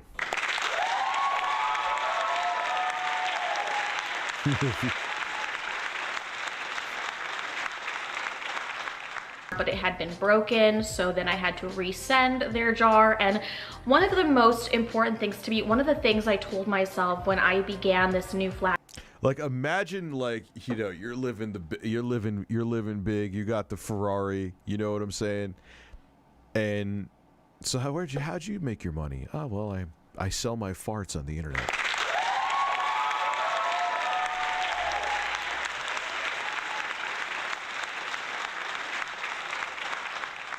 flatulence business was that the number one most important thing to me was going to be customer satisfaction. I wanted every single person who... How did this happen? I need to know. Purchases my farts to feel that they were getting a deal, a good deal, and they were receiving a product that a lot of care, heart, and love went into. And people are... You're making it sound like grandma's home-baked cookies. What the fuck are you, like, what is this? Your home-baked farts? Like, what the fuck are you doing there? Like, God, I love my ass. I don't give a shit! Yeah, she's, hey, look. I'm not, oh man, the effervescence of this,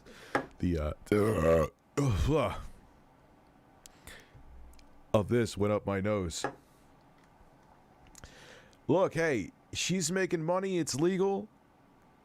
I'm not knocking her hustle. I just don't understand. Saying to me, oh, $1,000 for one jar of farts. That's so much money. That's such a ripoff. But I was offering a deal that was 50% off. And when you take into account the cost of shipping and handling, the amount of food that I have to eat in order to produce the farts, the amount...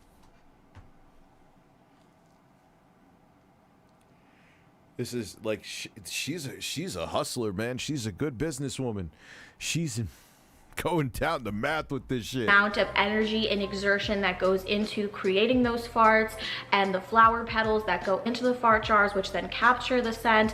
And then also every single fart jar comes with a handwritten note. That takes time, it takes paper, it takes ink, it takes willpower, it takes strength, it takes time. Time equals money.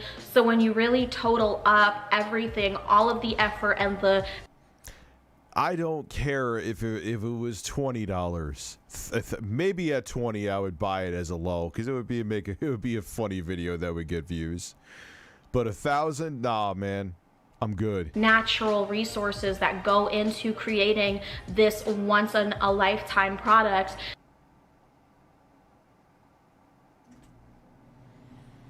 I have never heard a person upsell something like a fart like this. This is incredible. She's putting Steve Jobs to shame. And no, it's not because she has great titties. Like...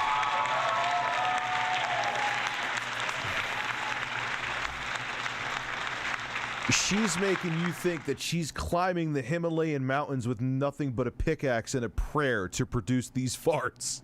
Like, just get, like, fucking kidney beans, like the dollar store kidney beans, gulp them down, and you will just be... You're farting in a jar. It's... Whatever. I'm not knocking her hustle. But she is... And there are people like, man, she's putting a lot of work to blow ass into these jars. Thank you for your sacrifice. I don't give a shit! Then it really is a good deal when you think about it. So the people that are coming at me saying, oh, who the hell would pay $1,000 or $500 for a fart? That's way too much money. Not me. What I have to say to those people is like, walk a mile in my shoes. You try to make farts every single day, multiple times a day. It's not easy. I can fart multiple times a day. So I have perfected my craft. I kind of feel like I am the Einstein of fart jars at this She just said she is the Einstein of fart jars. point, because I figured out the perfect formula for making the most in the least amount of time, but also causing me the least amount of pain. A lot of people would be like, oh yeah, Fiber One bars. But you also have to keep in mind, you know, what kind of flatulence will these products and these items produce? Will it smell good? Will it smell like something that is the equivalent of a dumpster? I don't want to be sending out something that smells rancid. So I try. What do you... No fart that you could smell smells pleasant. Like, what do you... Try to formulate the perfect foods that will create a pleasing scent. And just in case you guys were wondering, you know, why the hell would anybody order my farts? Well, first of all, I think that it's very, very clear that I have a really good personality. Yeah, that shit... I don't know what your personality... Not negative or positive. I don't know what your fucking personality is. What does your personality have to do with what comes out of your fucking ass?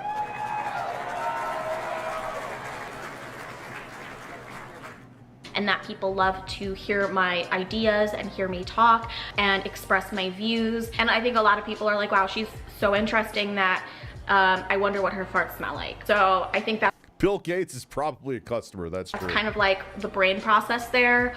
And then, I mean, I can't really... She just grabbed both of her titties. She just... I can't really think of any other reason why, other than maybe like, How often do you I was distracted. Think about your poop? Now, some people think about their poop a lot, others not so much. Did you know that every time that you pay a visit to the porcelain throne, your poop is trying to tell you something about your health? What exactly is your poop trying to tell you? Okay. Yeah, I don't... So we add an ad about shit while she's talking about selling her farts in jars. God bless the fucking internet.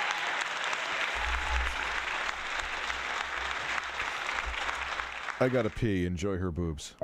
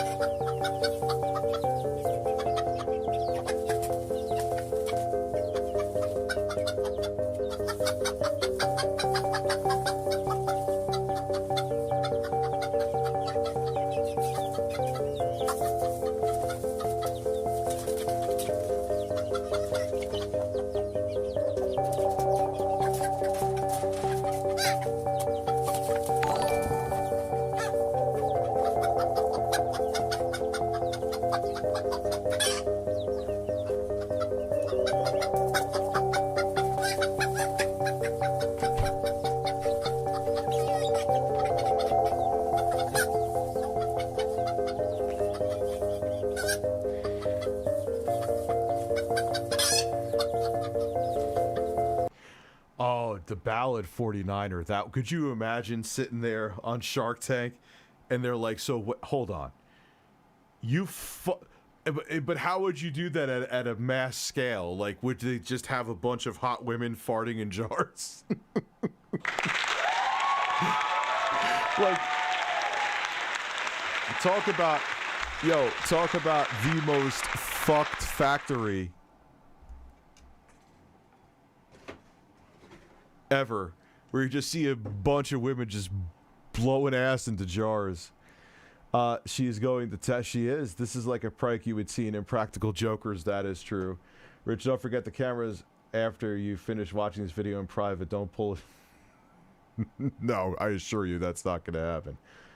I wonder if she will start selling her pee for farts. Probably. And hey, you know what? If people are going to buy it, bless her, man. Hopefully, though, she's smart in investing this money, because I'm sure that people are going to be buying her fucking farts forever.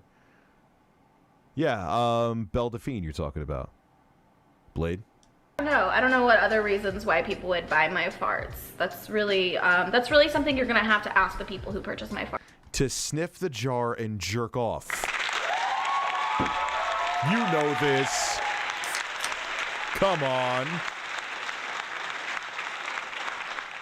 Just keep it real. So let me show you guys what items I am using now today to produce my farts, and wait until the end of the video. I'm gonna give you guys 2 key pieces of information, and that is how many jars of farts I've sold since I've begun this venture, and I'm also gonna let you guys know where you can buy them and where you can also sell your own content, farts, whatever it is that you want to sell. I'll give you the lowdown on that as well. So let's get right into it. All right, first up we have the true MVP of fart jars, and that is freshly prepared black bean salad. So and there you're done. Like, this black bean salad is really good because one of the first ingredients is black beans. You always and think about how brilliant, and I'm not knocking her double dipping is. She's showing you how she's making the farts and making money off of that. Maybe not ad revenue, because I'm sure YouTube's like demonetized, but it's putting the word out there, so it's garnering more of a following. She's good looking, so I'm sure people are going to click more. And on top of it, so she's getting more customers for her farts. She is going to be a millionaire literally because of the air coming out of her ass.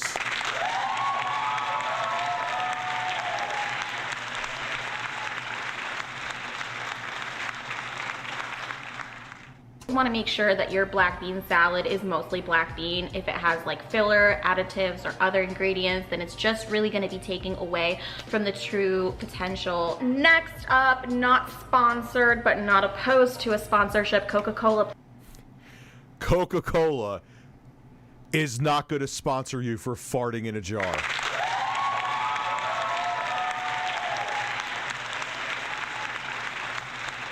Website doesn't exist. This is all for clout. Okay, well, I'm still sold. Let's continue. Please reach out if you'd like to sponsor me.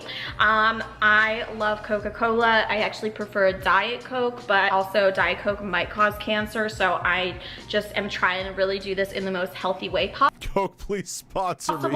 I know that like the bubbles in this can sometimes cause you to burp, but if you suppress those burps, you know, eventually it will go down in the other direction. So I don't think that's true.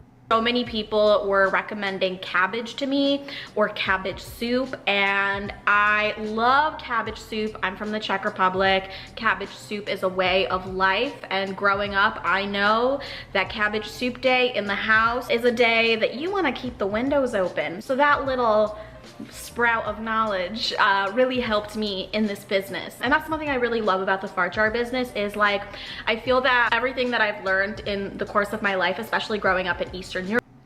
Insert a tube 1 inch deep and inhale the aroma.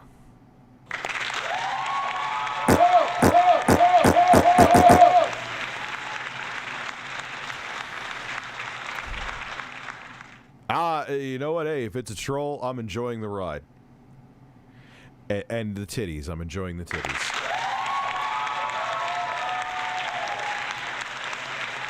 I can buy this, but it's illegal to buy weed. Thanks, Nixon.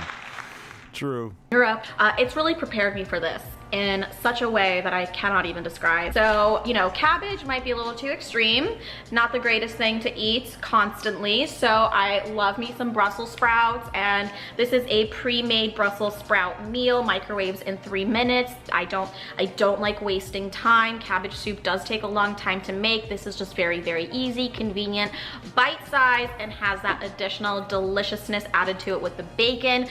Yeah. All right, next up we have protein muffins. These in the bodybuilding fitness community are actually referred to as fart muffins. I love these. They're very delicious, only 260 calories. Oh, this is so good. Can't believe I drank a whole fucking large. Oh, and big, huge shout out to Dunkin' Donuts. America runs on Dunkin'. Sad to think I actually lose millions a day. What do you mean you lose millions a day? Carlos, the competition here. Battle of the breasts. Carlos lost instantly.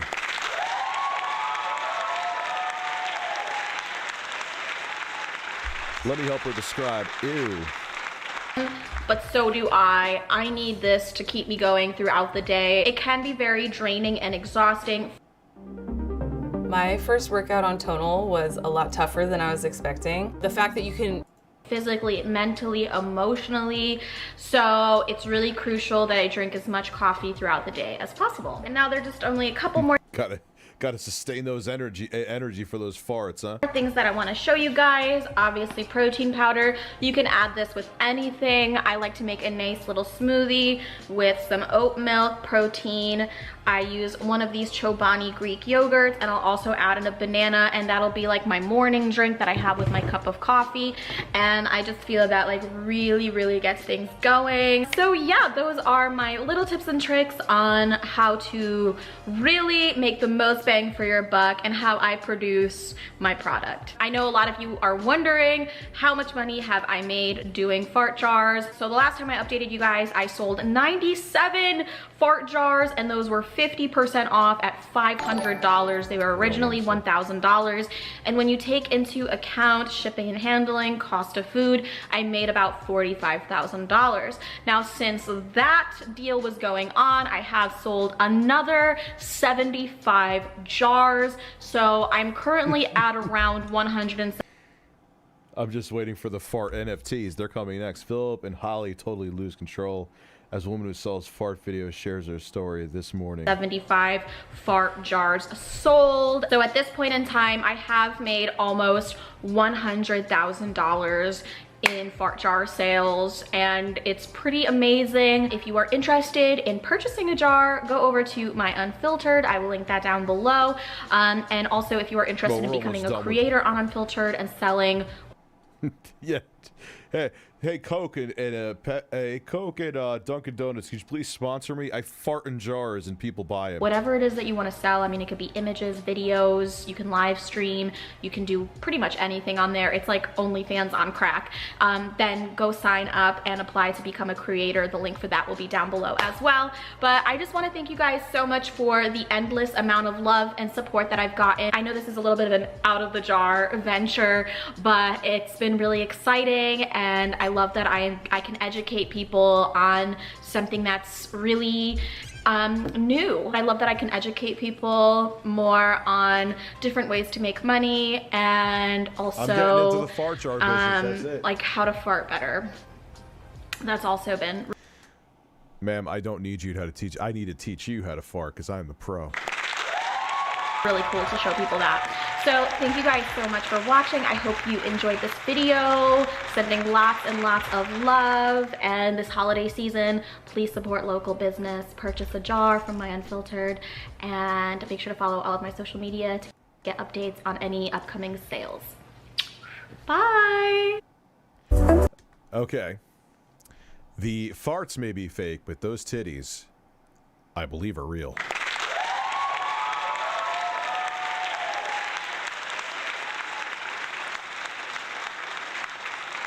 All right, ladies and gentlemen, it's that time, because you got to remember, I want to cover that. I want to cover possibly Sniper Wolf tomorrow. Tomorrow is going to be Review Drama USA, but hey, you guys know I go into it when I'm interested in shit. So I'll see you tomorrow. I'm probably going to go pass the hell out, and I'll be back with content. So tomorrow there's videos and probably a stream. Have a luscious evening, and spell luscious Lushes. Birds.